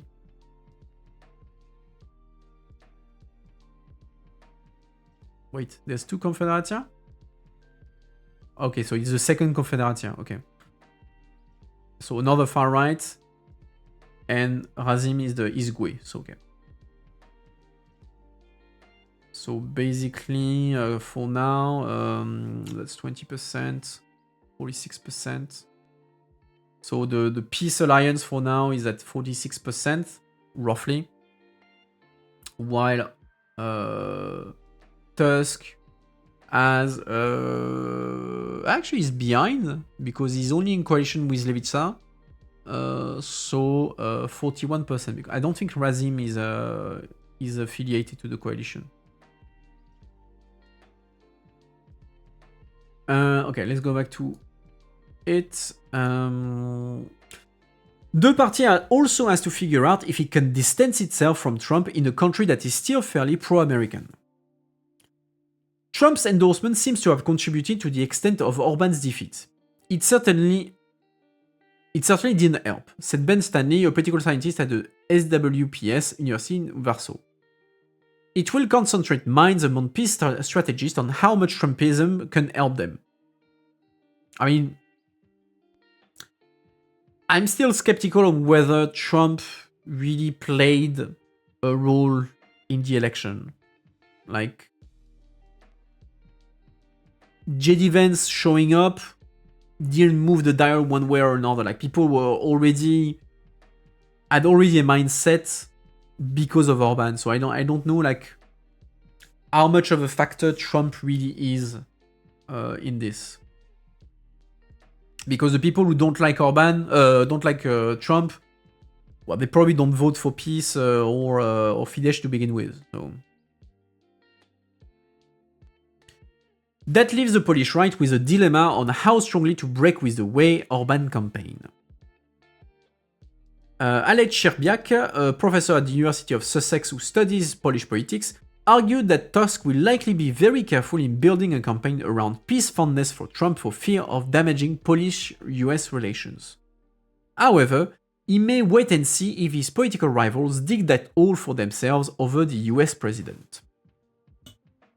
Bearing in mind also that the Polish election will be after the midterm elections in the US and that are in November, so it's possible that already Trump's wins might be clipped if he loses the elections in November. But yeah, basically, the hope that Orban would lead the wave of the far right across Europe is kind of not happening, and so you have to recalibrate. Alright, I don't see any question, so let's continue. Still have a couple more articles. Oh, we're going relatively fast, I have to say. We've been good on time. Alright, let's head to Brussels. Up, and we're going to talk about Oliver Warhelyi, the current Hungarian commissioner at the European Commission, who was obviously nominated by Viktor Orban, very close to the Hungarian government. He used to be the head of the Hungarian embassy to Brussels, basically, to the EU. He was even accused of knowing about the attempts of Hungary to infiltrate the Commission and spy on it. So the question is there a chance for Magyar to ask, to demand the head of Warhelyi in Brussels or not? I'm going fast because you're not asking questions here. You're being generous with me. But again, if you have questions, don't refrain. I'm here to answer questions as well. Alright, so what's next for Oliver Warhelyi, Orban's last man standing in Brussels? Capitals can't recall their own commissioners under EU rules, so de facto, Magyar cannot say, hey, you are fired. That's not how it works. Peter Magyar's landslide election win in Hungary is raising questions about the future of the country's EU commissioner, Oliver Warhelyi. The two-term commissioner owes his political career to Viktor Orban, the strongman who was swept out of power in Hungary's seismic election on Sunday. A member of the College of Commissioners since 2019, Warhelyi has spent much of his second term working hard on topics such as animal welfare and various healthcare dossiers. Warhelyi was basically put in a semi-cupboard. That's a classic. If there is a commissioner that is coming from a country that is a bit problematic, you basically give him a shitty portfolio. You make him commissioner to in charge of photocopies, basically. That way he's still commissioner, but you reduce the influence that he can have within the commission and on sensitive political decisions. So that's in a way what happened to Warhelyi. He was given a low-key, low influential not commissioner but portfolio, the one in charge of animal welfare and health being not a very strong competence, and even being stripped down of some part of it, notably the parts related to abortion, not directly abortion, but shit. What do you call it? I'm tired. Basically anything about sexual health that was stripped out of his portfolio and given to someone else. So he already has a very dumbed down kind of portfolio. As they celebrated the massive victory at the Novotel Hotel in Budapest on Sunday night, Tiso party officials were openly speculating about Wareyi's future and whether Magyar, the country's prime minister waiting, would try to force him out of office. EU rules, though, may yet get in the way. National government cannot recall their own country's commissioner. Only the president of the European Commission can force a resignation. So only von der Leyen can say, you are fired. Or rather, you have to give me your resignation. You can't have a country saying, well, actually, I want to change my commissioner. Once you nominate him, nominate the commissioner, now it's commission turf. You can't recall it. It's part of the independence to guarantee the independence of the commissioners. Once they are nominated, they don't answer anymore to their country, to their capital. It is not standard practice to swap commissioners when governments change. Richard Corbett, former lawmaker and author of the European Union How Does It Work, told Euractiv. The Commission operates with a degree of independence. Commissioners aren't there to represent national governments. For example, Janusz Wojciechowski, the Polish peace government pick for the Commission in 2019, remained in office even when Donald Tusk's civil platform returned to power in 2024. A similar dynamic played out when Giorgia Meloni took office in 2022. Italy's commissioner Paolo Gentiloni, a center-left figure, remained in place for years. Magyar has made replacing top Fidesz-affiliated officials a key tenet of his campaign and has pledged to rid Hungary of all the puppets who helped Orbán maintain a firm grip on the country's key institution. It remains to be seen whether he considers Wareyi to be in that category. Wareyi is now under scrutiny in an internal probe into claims that Hungary's deployed intelligence officers in Brussels to gather information on EU institutions and approach EU officials during his time as ambassador. Wareyi has said that he had no knowledge of any such operations. So he was the head of the embassy, but he had no idea about what embassy employees who were acting as spies were doing in Brussels.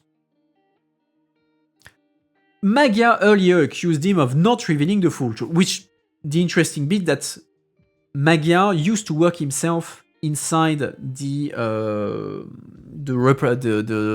Hungarian representation to the EU. So technically, at some point, Magyar was working under the authority of Wareyi. Oh, okay, it's literally the next paragraph. Magyar, who served at Hungary's EU mission under Wareyi, says the presence of intelligence operatives was an open secret. At the Hungarian representation in Brussels, it was common knowledge that during János Lázár tenure, intelligence officers were posted there, he said. The announcement of a commission internal investigation has been followed by months of silence. The EU executive was contacted for a response but did not reply by the time of publication. The president of the commission gained the power to dismiss a single commissioner in the Treaty of Nice. Neither the council nor the parliament can remove an individual commissioner. Again, it's to ensure the independence of the commission. The European Parliament can only act collectively through a vote of no confidence against the entire commission. So the parliament can fire everyone, but they can't say, you, fuck off. It's everything or nothing. A new government would seem a weak reason for von der Leyen to force him out, said Eric Morris, an expert on EU institutions at the European Policy Center think tank. But he said that could change if they discover he was involved in the spying case. Von der Leyen could say, you actually worked against the interest of the commission, so there is a breach of trust. Fuck off. Wariyi was reappointed to another term as commissioner in 2024 with the help of the EPP, the parliamentary grouping to which Magyar's TISO party, TISO MEPs belong. So there, which was surprising. So, as a reminder, when the commission is created, so the member states are sending candidates to the commission, and those candidates are doing hearings/interviews in the European Parliament, so that the Parliament can assess whether these people are good or not before approving them. And traditionally, the Parliament always fired or refused at least one commissioner, like kind of as a way to assert its power, to say, yeah, I can choose to fire some people. Sorry, I'm just checking a message, just in case. Okay, give me a sec. I need to send something. I have to send a link to the stream, so you know it's for a good cause. Up. There we go. All right. What was I saying? Yeah. So, the European Parliament organized hearings. The commissioners come, try to convince the Parliament that they are good enough for the job, and the Parliament traditionally always fired someone to kind of show its muscles, or because someone simply sucked at the hearing. There was always one. And during the hearing in last year, not last year, in 2010, at the end of 2024, most people were expecting that there would be again one commissioner who would be fired, and many people were expecting that he would be the Hungarian one, Oliver Wariyi. Why? Because he was the Hungarian commissioner, and the Parliament does not really have a long-standing love story with Hungary and Orban. So many were expecting that he would be fired by the Parliament. And actually, that's not what happened, because for the first time ever since the Parliament gained that power, they fired nobody. They decided not to fire any of the candidates, and so the commission, for the first time, all the candidates were approved as commissioner. Not because they were all amazing during their hearings, it was mostly because of political negotiations between the groups, and particularly the EPP deciding to protect a number of commissioners that were potentially in danger, namely the commissioner for Hungary, the Hungarian commissioner, Wariyi, the Italian commissioner, Raffaele Fitto, who comes from Meloni's party. And so the EPP said, yeah, you can't touch them, otherwise I'm killing the socialist commissioner, I'm killing the liberal commissioner, etc. So basically, everyone was putting a gun at each other's head, and in the end, it was decided that everyone would pass so that everyone could protect their respective commissioner. So in that sense, I would say that the Parliament failed to exercise its own powers because of political dealings. Where was I? I was somewhere interesting. So yeah, he was belonging to. He was saved by the EPP. But he has shown other political stripes, attending a meeting of Orban's cabinet, and earlier this year taking part in a political gathering of far-right Patriots for Europe leaders in Brussels. Despite normally, there's a whole thing. Normally, commissioners are supposed to be independent from, of course, obviously their countries, but also to an extent from parties. But in practice, commissioners always show up at congresses, at gathering of their respective parties. So you will see a bunch of EPP commissioners showing up at EPP congresses, socialist commissioners showing at socialist congress, etc., etc. And so Wariyi, who belongs to the Patriots, or at least, Fidesz belongs to the Patriots, showed up at the Patriots leader gathering in Brussels. While Wari has not always demonstrated full independence in the past, he should remain in office as long as von der Leyen is confident that he is acting in the interest of Europe, rather than those of the Hungarian opposition, said Moritz Körner, a German Liberal MEP. Laszlo Ender, Hungary's socialist commissioner when Orbán swept back into power in 2010, said replacing Wari wouldn't be very Hungarian. Ender stayed in office to complete his term in 2014. Hungarians have respect for completing cycles. Since 1990, all parliamentary elections have taken place in spring every 4 years, no deviations, nothing extraordinary, he told the Active flagship newsletter rapporteur. Wari himself declined to comment. So most likely, Wari will remain in the commission, except if the investigation of the commission show that actually he knew about the spying of the commission back when he was the head of the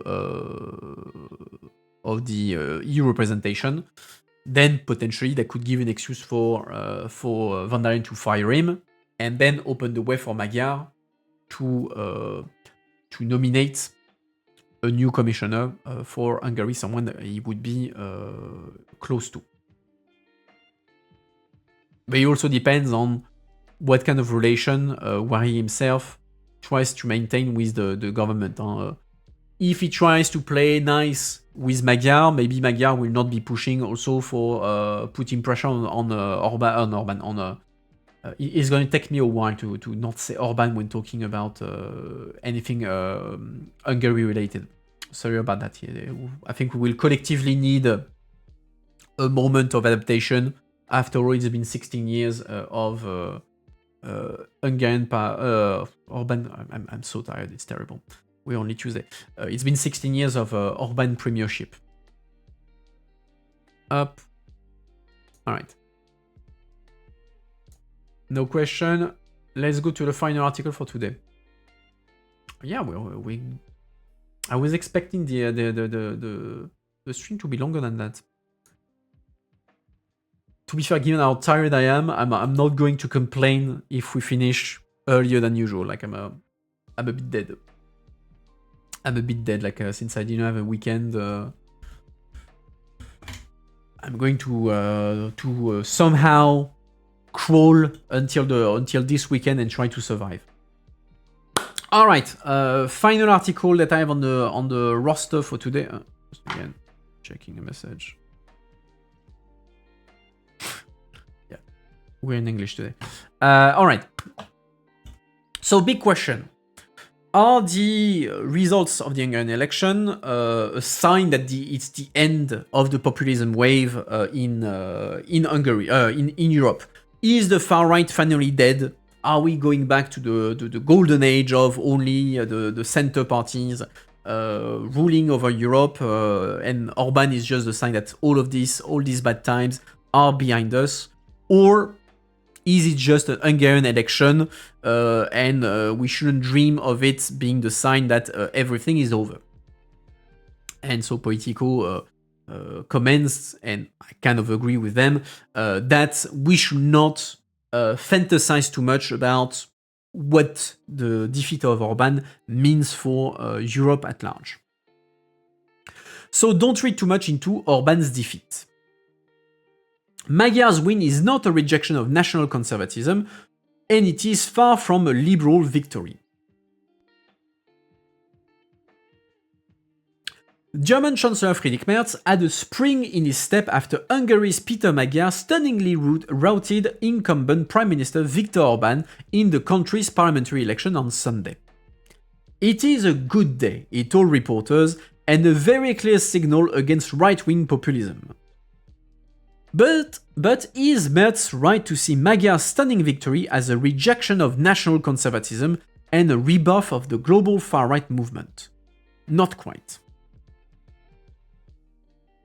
As Europe's centrist politicians are gleeful over the downfall of their bête noire, and many Orbán-aligned parties worry that US President Donald Trump is now toxic to their ambitions, they all risk reading too much into the Hungarian elections outcome, which is far from a victory for lefty liberalism. This was a race fought on the bread and butter issues of economics and corruption, with Magyar himself crediting his win to a good kind of populism at a press conference on Monday. And the result will be a new Hungarian parliament that is fully right-wing, nationalist and sovereignist. Ayak Saber? A new chapter of the EU. Well, I don't know if a new chapter of the EU, but at the very least, a big thorn is off the side of the EU. At the very least, that is true. For Magyar's win was still a shock to the system, of course. By the time Merz made his address on Monday, there was still an eerie hush in Washington over the downfall of the movement's strongest ideological European ally, affectionately called the Trump before Trump. And while leaders across Europe, including interim Prime Minister Giorgia Meloni, offered Magyar their congratulations, the US president kept his own counsel. And I still don't know if he congratulated. Let's see. Trump, Magyar, congratulations.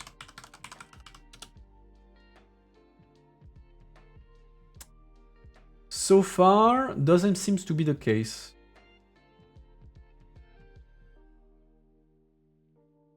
Have you heard anything, Andres, on your side? I don't see any information on Trump calling or giving any message about Magyar. Non, le pipe? Okay. Wait and see.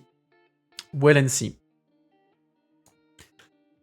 Where was I? There. The silence spoke volumes, possibly suggesting Washington also viewed Magyar's win as a presaging an inauspicious trend for populists. Normally, Trump can't restrain himself from telling the world his every passing thought. Not so on this occasion, and no wonder. Trump and MAGA had invested a lot in Hungary to try and tip the scale in Orbán's favor, gleefully breaking the taboo of meddling in another country's elections. The US president endorsed his ideological Hungarian soulmate half a dozen times, including last Friday, 2 days before the vote. Yeah, the kiss of death by J.D. Vance, indeed. He killed another one. And he promised Hungarians that the US stood ready to support their country with full economic might if they voted for Orbán. We are excited to invest in the future prosperity that will be generated by Orbán's continued leadership, declared Trump on his Truth Social platform. It was MAGA's last eve for the Hungarian leader, following US Vice President J.D. Vance's 2-day trip to Budapest to stomp for the Prime Minister. J.D. Vance is long coup, yeah. He's jinxing everyone. Washington dispatching Vance and US Secretary of State Marco Rubio before him showed just how serious the administration was about the Hungarian election. And it's also interesting because you may recall a couple of months ago, the US had published its strategic review. The American Foreign Office, after each election, they release a strategic review, which is basically explaining what is the strategic vision of the US as a country on the rest of the world. Like, what are, how do they see different countries, what are the objectives, the risks, the trends, and everything. And Europeans were very shocked because after the election of Trump, the strategic review of the Foreign Affairs Department, or the Secretary of State Department, specifically said about Europe, Europe is terrible. It's a continent on the verge of collapse, and more importantly, as a measure, the strategic review was saying, well, the US will actively support populist allied candidates in Europe to help them win elections. Openly saying, yeah, we are going to throw everything we have to help Trump allies win elections in the EU. Which, of course, shocked a lot of people because you're like, what the fuck are you doing? Like, it's you're meddling in our elections, leave us alone. And led to a lot of fears that maybe big involvement from the US in European elections could push the scales to help the Orban of this world, the Peace of this world, the Meloni, etc., etc. And the fact, and Orban, the election in Hungary was seen as a big test for this because, as the article is saying, Orban was a key ideological ally of Trump, and therefore Trump had a big interest in Orban being re-elected. And so that was a bit the test of whether that strategy is working. And the fact that the support of Trump and JD Vance didn't seem to have that much of an effect on the campaign overall. Like it didn't move any dial one way or the other. Like nobody gave a shit. And the fact that ultimately Orban lost by quite a margin, that's posing the question of whether that objective of having the US and Trump getting involved in European elections is actually something that could work. Because do people actually care about anything that the MAGA movement has to say? Because most elections are run on local issues, economy, etc., etc. So having Trump showing up, JD Vance showing up to say, oh yeah, we in the US, we love that candidate. Nobody gives a shit. That doesn't move the dial one way or another. And also, Trump is not really popular in the EU. And we've seen a movement of part of the European far right actually trying to distance themselves from Trump. Say, yeah, okay, well, we kind of agree with some of the things that Trump does, but actually many things we don't kind of agree with it. Like when he was threatening to invade Greenland, yeah, we don't think it was a very good decision. The invasion of Venezuela, well, maybe not a great decision. The war in Iran, maybe not a great decision. So they're trying to distance themselves from Trump and trying to say, yeah, okay, well, don't get too close to me because actually my electors, like the French, the Germans, etc., yeah, people don't like you, so we don't want to lose votes because of you getting involved. You're not going to bring us any votes, and you might even make us lose votes. So the American strategy of trying to influence the European elections might not be working as much as they would have liked, despite the fact that they're sending heavy weight to support their candidate of preference. For MAGA, the two most important elections this year are those in Hungary and the midterms in the United States, Timothy Ash of Britain's Chatham House told Politico during the election campaign.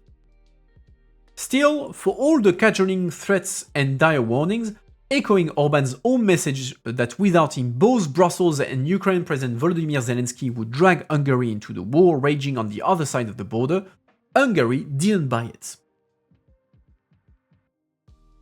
And yet, this is not the devastating blow to the far right that it's made out to be.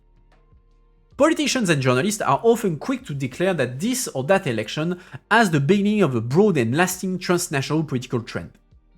The right is winning, or the right is going to win everywhere. The left is winning, or the left is going to win everywhere. And we have a tendency of trying to generalize and see trends where they don't necessarily exist. Sometimes that's correct, and an election, especially one that sees such a dramatic swing, can indeed be a trendsetter. But more often than not, elections don't stick closely to international trends, instead reflecting local political and economic circumstances, or simply being the natural parochial swing of the pendulum. Orban had been in power for 16 years. Maybe also a lot of Hungarians were kind of keen on seeing someone else in power. The campaign was run on local economic issues, not on the big left-right divide at EU level, etc., etc. So ultimately, all politics are local. In the end, it's rare that international trends have an important impact on an election. The latter was arguably the explanation for the British Labour Party landslide victory in 2024, which came despite them winning fewer votes than during their electoral rout in 2019, after languishing in opposition for 14 years. It was more a rejection of the Conservatives than conservatism, a testament to the Tory party's wide unpopularity.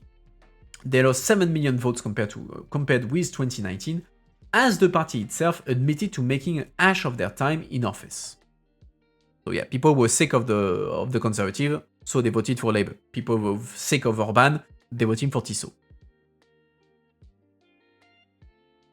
No doubt, Magyar's win will still be seen as a symbolic setback for populism, possibly even more thanks to the global far-right mass effort to boost Orban in his time of need, and Washington increasingly determined to ramp up support for like-minded political actors across Europe. Ahead of the election result, some in the populist movement, like Orban's ally Frank Ferrudi, who heads the Brussels-based MCC think tank, which is like the far-right think tank, the new far-right think tank in Brussels, were already willing to acknowledge a defeat for the Prime Minister would certainly be bad news. He would be seen as an ideological or intellectual setback if he lost, Ferrudi told Politico. You have to remember that Orban plays a disproportionately influential role in terms of the outlook of many of these parties and their leaders, who have a strong affection for him, he said. I think a defeat would have an impact, at least in the short term, in terms of influencing continent-wide political dynamics. It's true that Orban was not a regular leader. Like, he was the flagship figure of the European far right. Like, the leaders of the far right in Europe were, for the most part, referring themselves to Orban. Orban was the big guy who was showing the way at European level. It was a bit less true after Meloni came to power. Now, like the two figures that, until Sunday, the two main figures of the far right in Europe were Orban and Meloni. Each of them being the symbol of a different branch of the far right. Orban having a practice of the far right that is very confrontational, trying to block the EU, etc., etc., while Meloni was more of a pragmatic far right, saying, "Oh well, yes, I'm far right, but I'm trying to actually I'm ready to work with the mainstream parties. I'm trying to work with the EU, etc., etc." So much less problematic, as to say. And so the defeat of Orban will probably be used. So the far right is losing one of its key figures, rallying figure at European level, but that could be used by Meloni, with the other big figure of the far right in Europe, to say, well, look, the trend of being extremely confrontational, pro-Russian, etc., etc., is a dead end. The only way a far right can work at European level is my way of doing it, and so being less confrontational, trying to work with the center, etc., etc. So I guess Meloni will try to pitch that to bring the far right closer to a kind of far right than to Orban. Next Foreign Affairs Council is on the 21st of April, probably the last big showdown of Sijarto versus Sikorski. I think Sijarto is going to be trolled by everyone. Everyone will be like, good to see you for the last time. How does the shredding go on? I think everybody will be trolling him. That will be funny.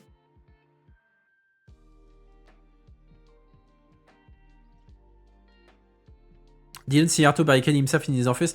Magyar said indeed that Sijarto didn't barricade himself. He went to his office and was shredding documents all day about Russian sanctions, kind of removing evidence. But yeah. But he was not like barricading himself, saying, no, You will never get me alive or something like that. No, it was more covering his tracks.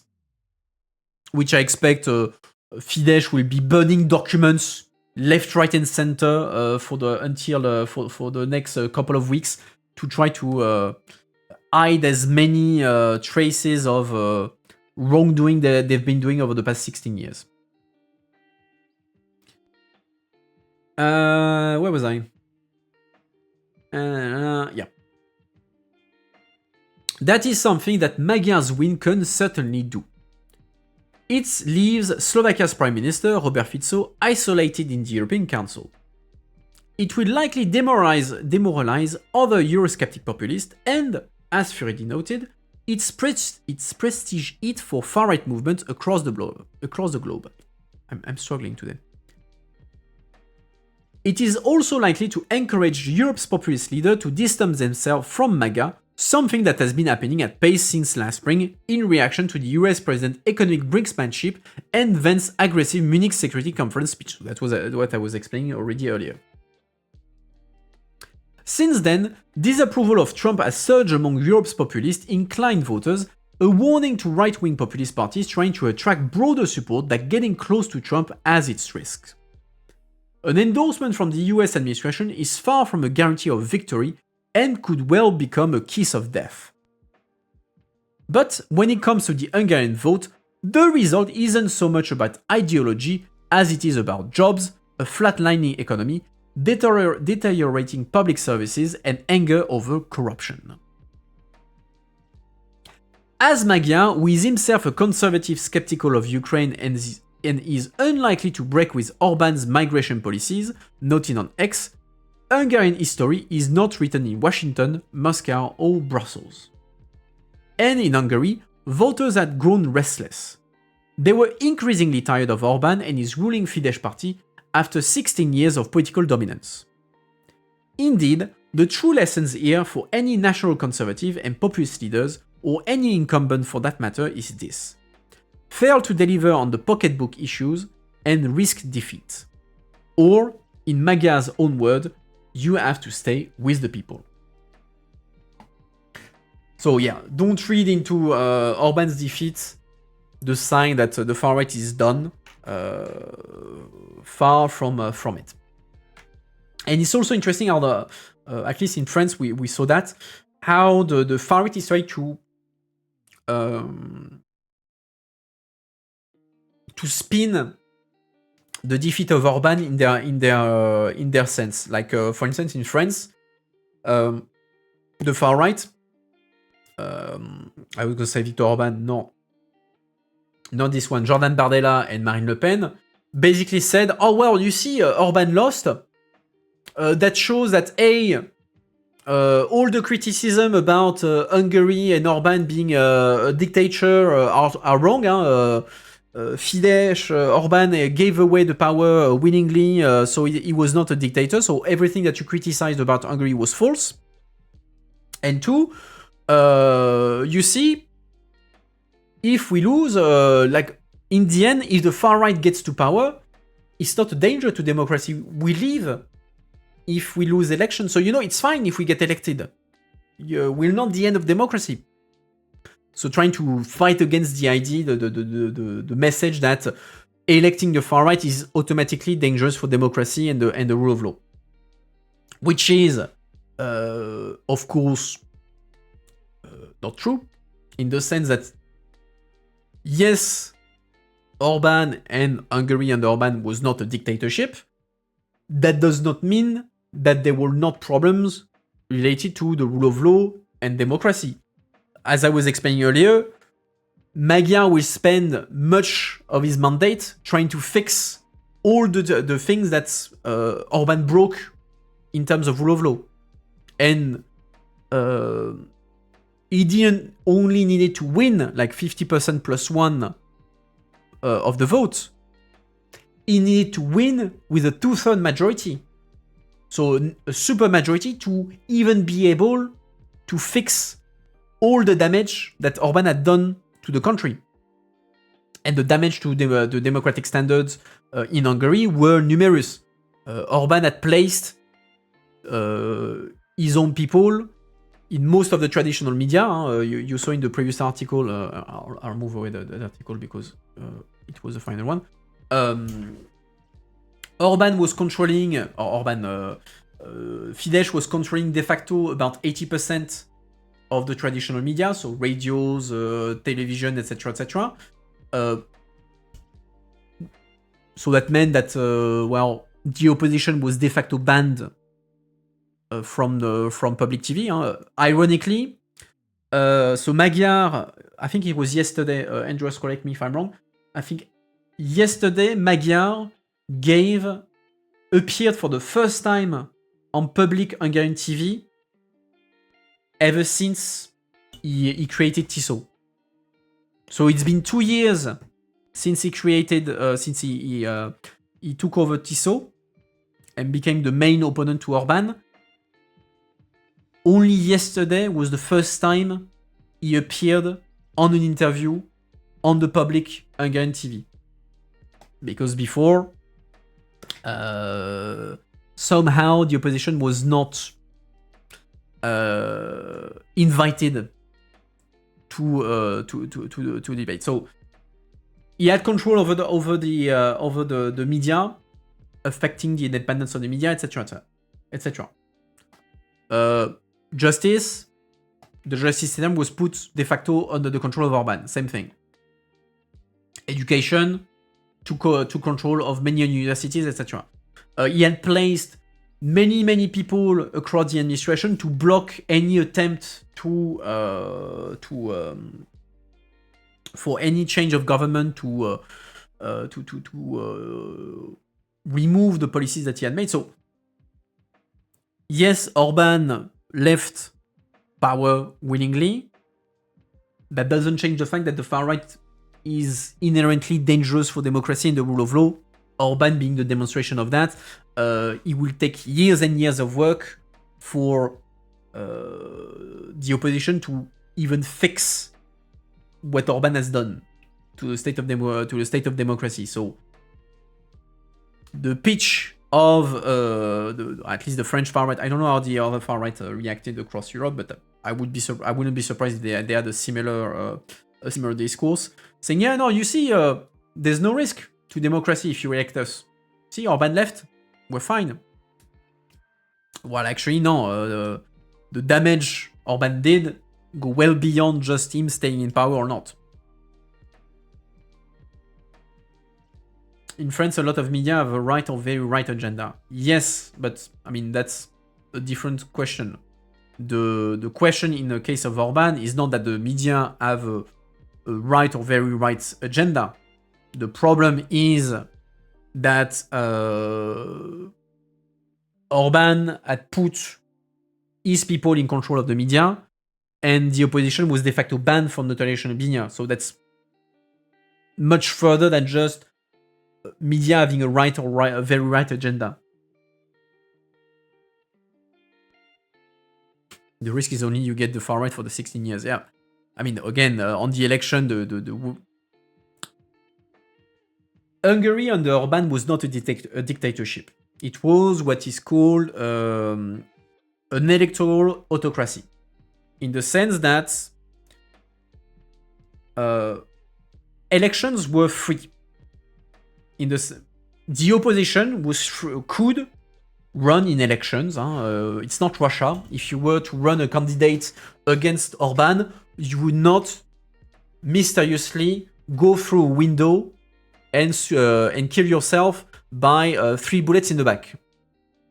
You could, without risk, run in elections against Orban. So the elections were free. But they were not fair. Why? Because the entire system was designed to give an advantage to Orban's party, Fidesz, or the dominant party. Like I said, all the traditional media, TV, radio, or most of them, were under control of Fidesz affiliated people. The opposition would not have access to the public media for most of the time. Meaning that people are just hearing what the government wants them to say, what Fidesz wants them to say. the electoral system was designed to favor Orban. The constituencies were redesigned to give an advantage to Orban. The way votes are counted and seats are counted was designed to give an advantage to the first comer, etc. So the whole thing is designed to give an advantage to Orban. So in that sense, yes, you had elections. They were fair. They were free, but they were not fair. And in that sense, it was an electoral autocracy. You had one leader, one party that was in power, that had fucked up the rule of law and the check and balances of democracy. But you still had elections. But these elections are kind of rigged to favor only the incumbent. You can run a candidate in Russia. He just isn't winning. Oh, it's a bit further than that. In Russia has officially elections. It's just that the opposition, you have a tolerated election.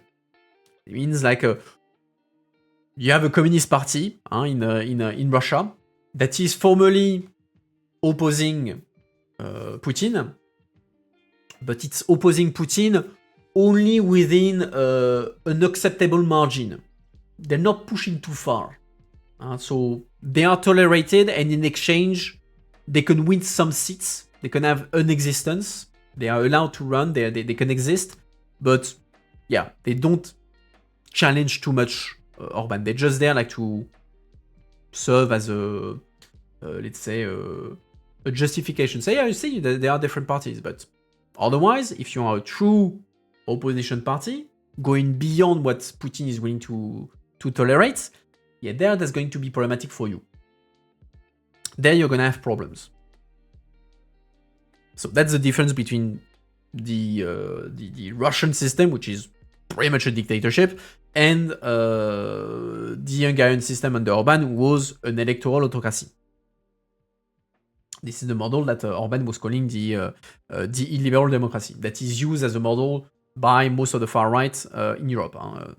So the French far right, Orban is what they want to do, basically. They want to run an illiberal democracy, and so they're using the defeat of Orban to try to spin it as, you see, there's no risk.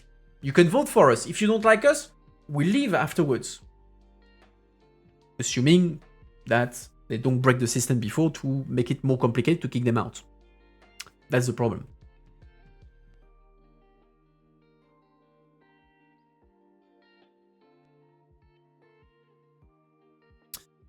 In France, there's a parliament commission enquête on public TV with the goal of maybe cutting funding or privatize, right? Commission enquête, so there's a commission enquête in France, in the French parliament, on public TV that is run by radical right / far right, you there, indeed with the goal to justify cutting funding, but it's not automatic, like it's it doesn't lead to a law.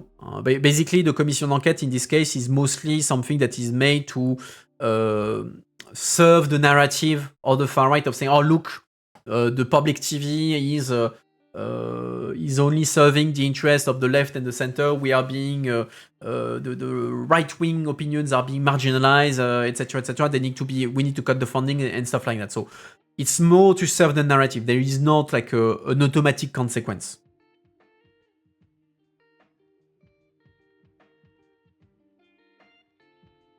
Social Democrats are trying to that strategy in your country. Where are you from? What's your country?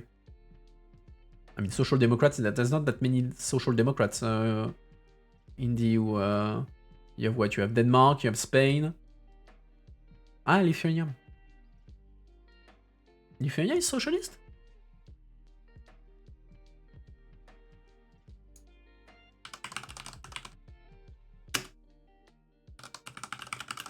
Let's see. What's the party of Lithuania? Of the Lithuanian government?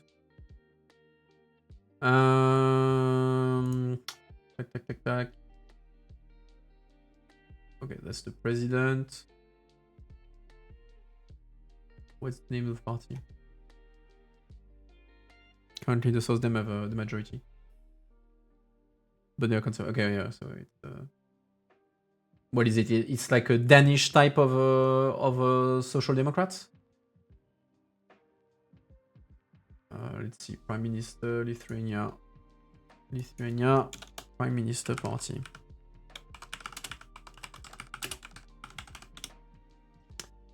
The Social Democratic Party of Lithuania, so that's pretty straightforward, okay.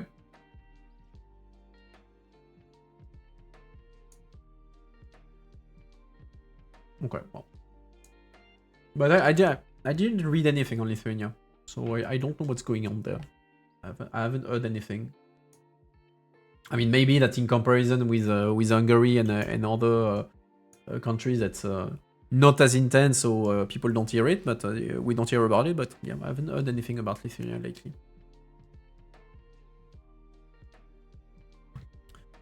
After they got elected, they immediately entered in coalition with one of the most far-right parties we have. Yeah, so it's more like a Finnish scenario then. Finnish or Swedish? In Sweden, they are not part of the government. In Finland, they are part of the government. So yeah, the Nordic kind of system. Oh, sorry, I need to authorize that. The other party, yeah, okay, yeah, I see those kind of guys. Yeah, I can see. Not the most tasteful people, indeed. All right, that was the last article I had for you. So last chance to ask questions. Otherwise, we can conclude. I can give you the program for the rest of the week, and I can have dinner. It's good to have dinner. I give you a second to, if you have any last question on Hungary or anything. It's as you want. Why do I get this? I don't care. Up. In the meantime, I'll give you the program for the week. Well, it's going to be simple because next time I see you is on Friday at 5, as usual, for the French news review. For next week, I have no clue yet when I'm going to stream. Enfin, I will try to do the normal program, so Tuesday, Friday, but I haven't looked at my professional agenda, my personal agenda, etc. So I don't know what I can do or cannot do. So to be followed, which gives me the perfect segue to send you to my socials. There you just have the link. You can go on Twitter, Discord, all the good thing. You will have the program as usual. I hope that you enjoyed the content. As usual, if you not already following, do follow. If you have a Prime lying around, do toss a coin to your streamer. That's always appreciated. Yeah, I think that's all I have to tell you. Thinking last chance of using my remaining brain cell. Do you know that the first chess competition will take place in the parliament on Friday in Brussels?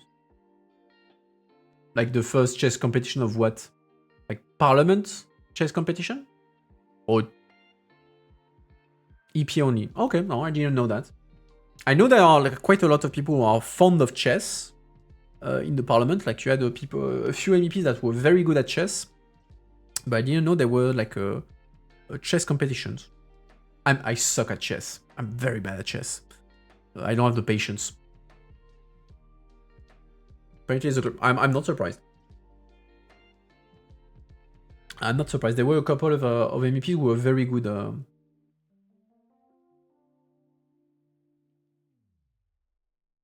This is about the European Parliament. Yeah, he's saying that there is a competition a chess competition inside the European Parliament on Friday.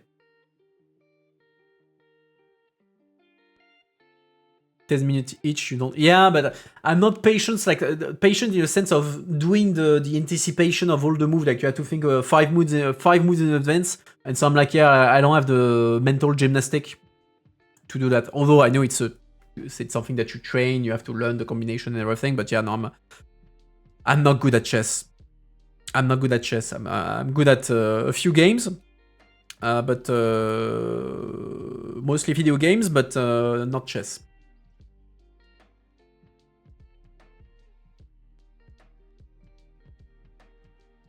We impeached this one politician from our parliament, so of course he went to the European Parliament.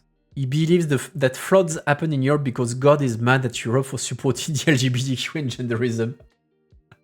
That one is a good one. Like it's one of those. It's like the that crazy Romanian MEP, the lady who tried to run for the Romanian elections, presidential election, and got banned from it. And she was showing up in Parliament with like with scriptures and a mask to protest against things. Like there's a bunch of batshit insane MEPs. There's a few of those, yeah. Oh wait, now I have to see who is that MEP.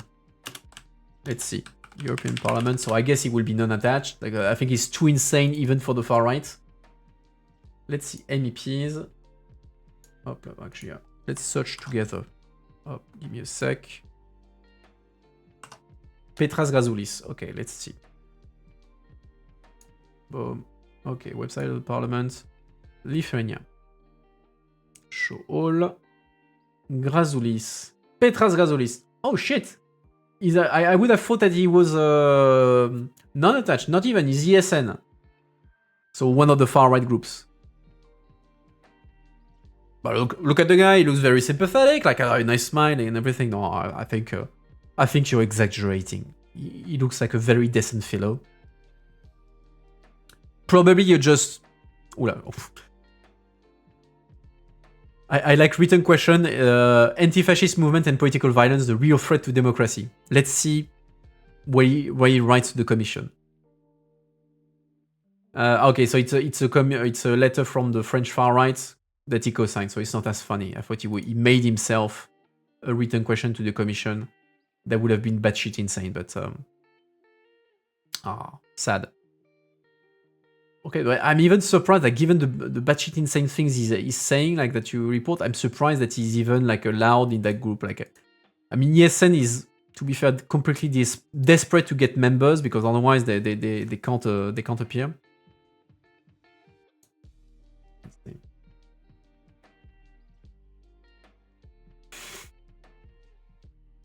Let me check the clip.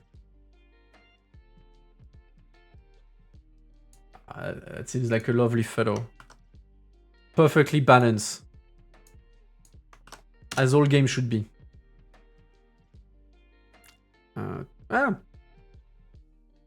je voulais refuser, c'est pas grave. Okay, we'll manage. Let's see. I'll close the sound.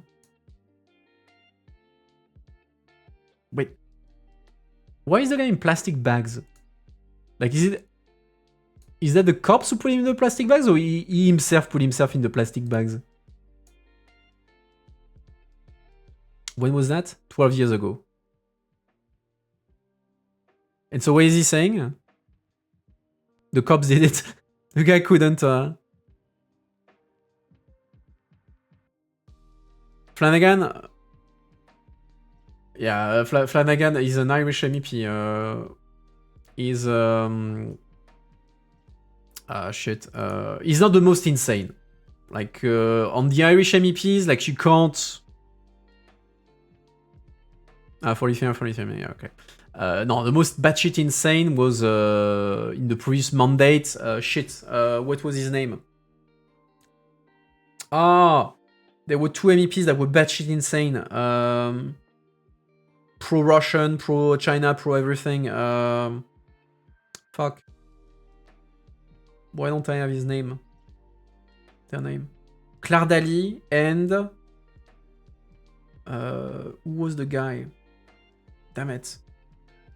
Like there were two Irish MEPs from former in the far left group were like batshit insane.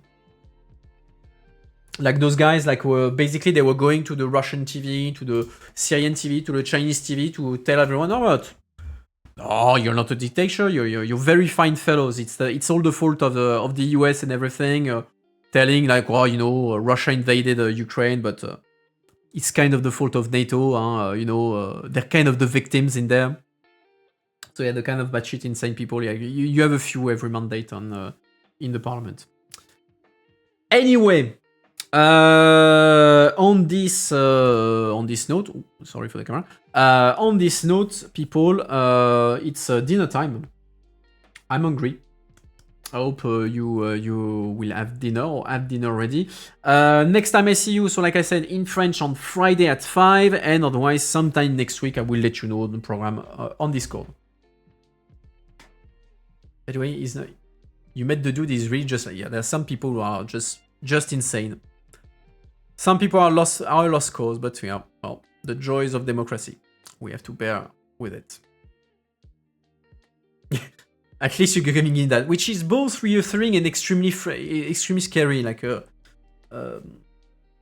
in France are not to the same level. For the French in there, like the French people in the chat may know, will probably know Nadine Morano.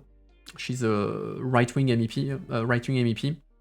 Was very well known in France for being like a bit rough around the edges. Like she's the incarnation of the popular rights, let's say.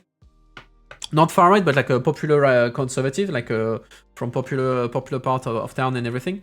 And she would often like go into like saying a few batshit insane things. And so back when I was in Parliament, I was working in the same delegation as her. She was part of the same political party as my MEP. And like it's a bit similar.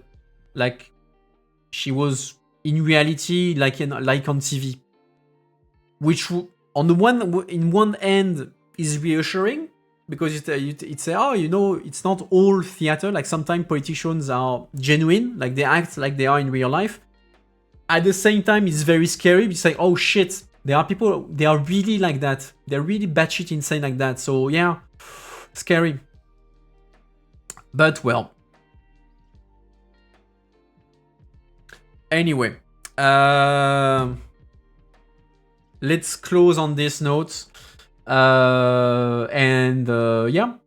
I wish you all a good night, a good evening, and I will see you all on Friday, all next week for new adventures. Bye everyone, have a good one. See ya.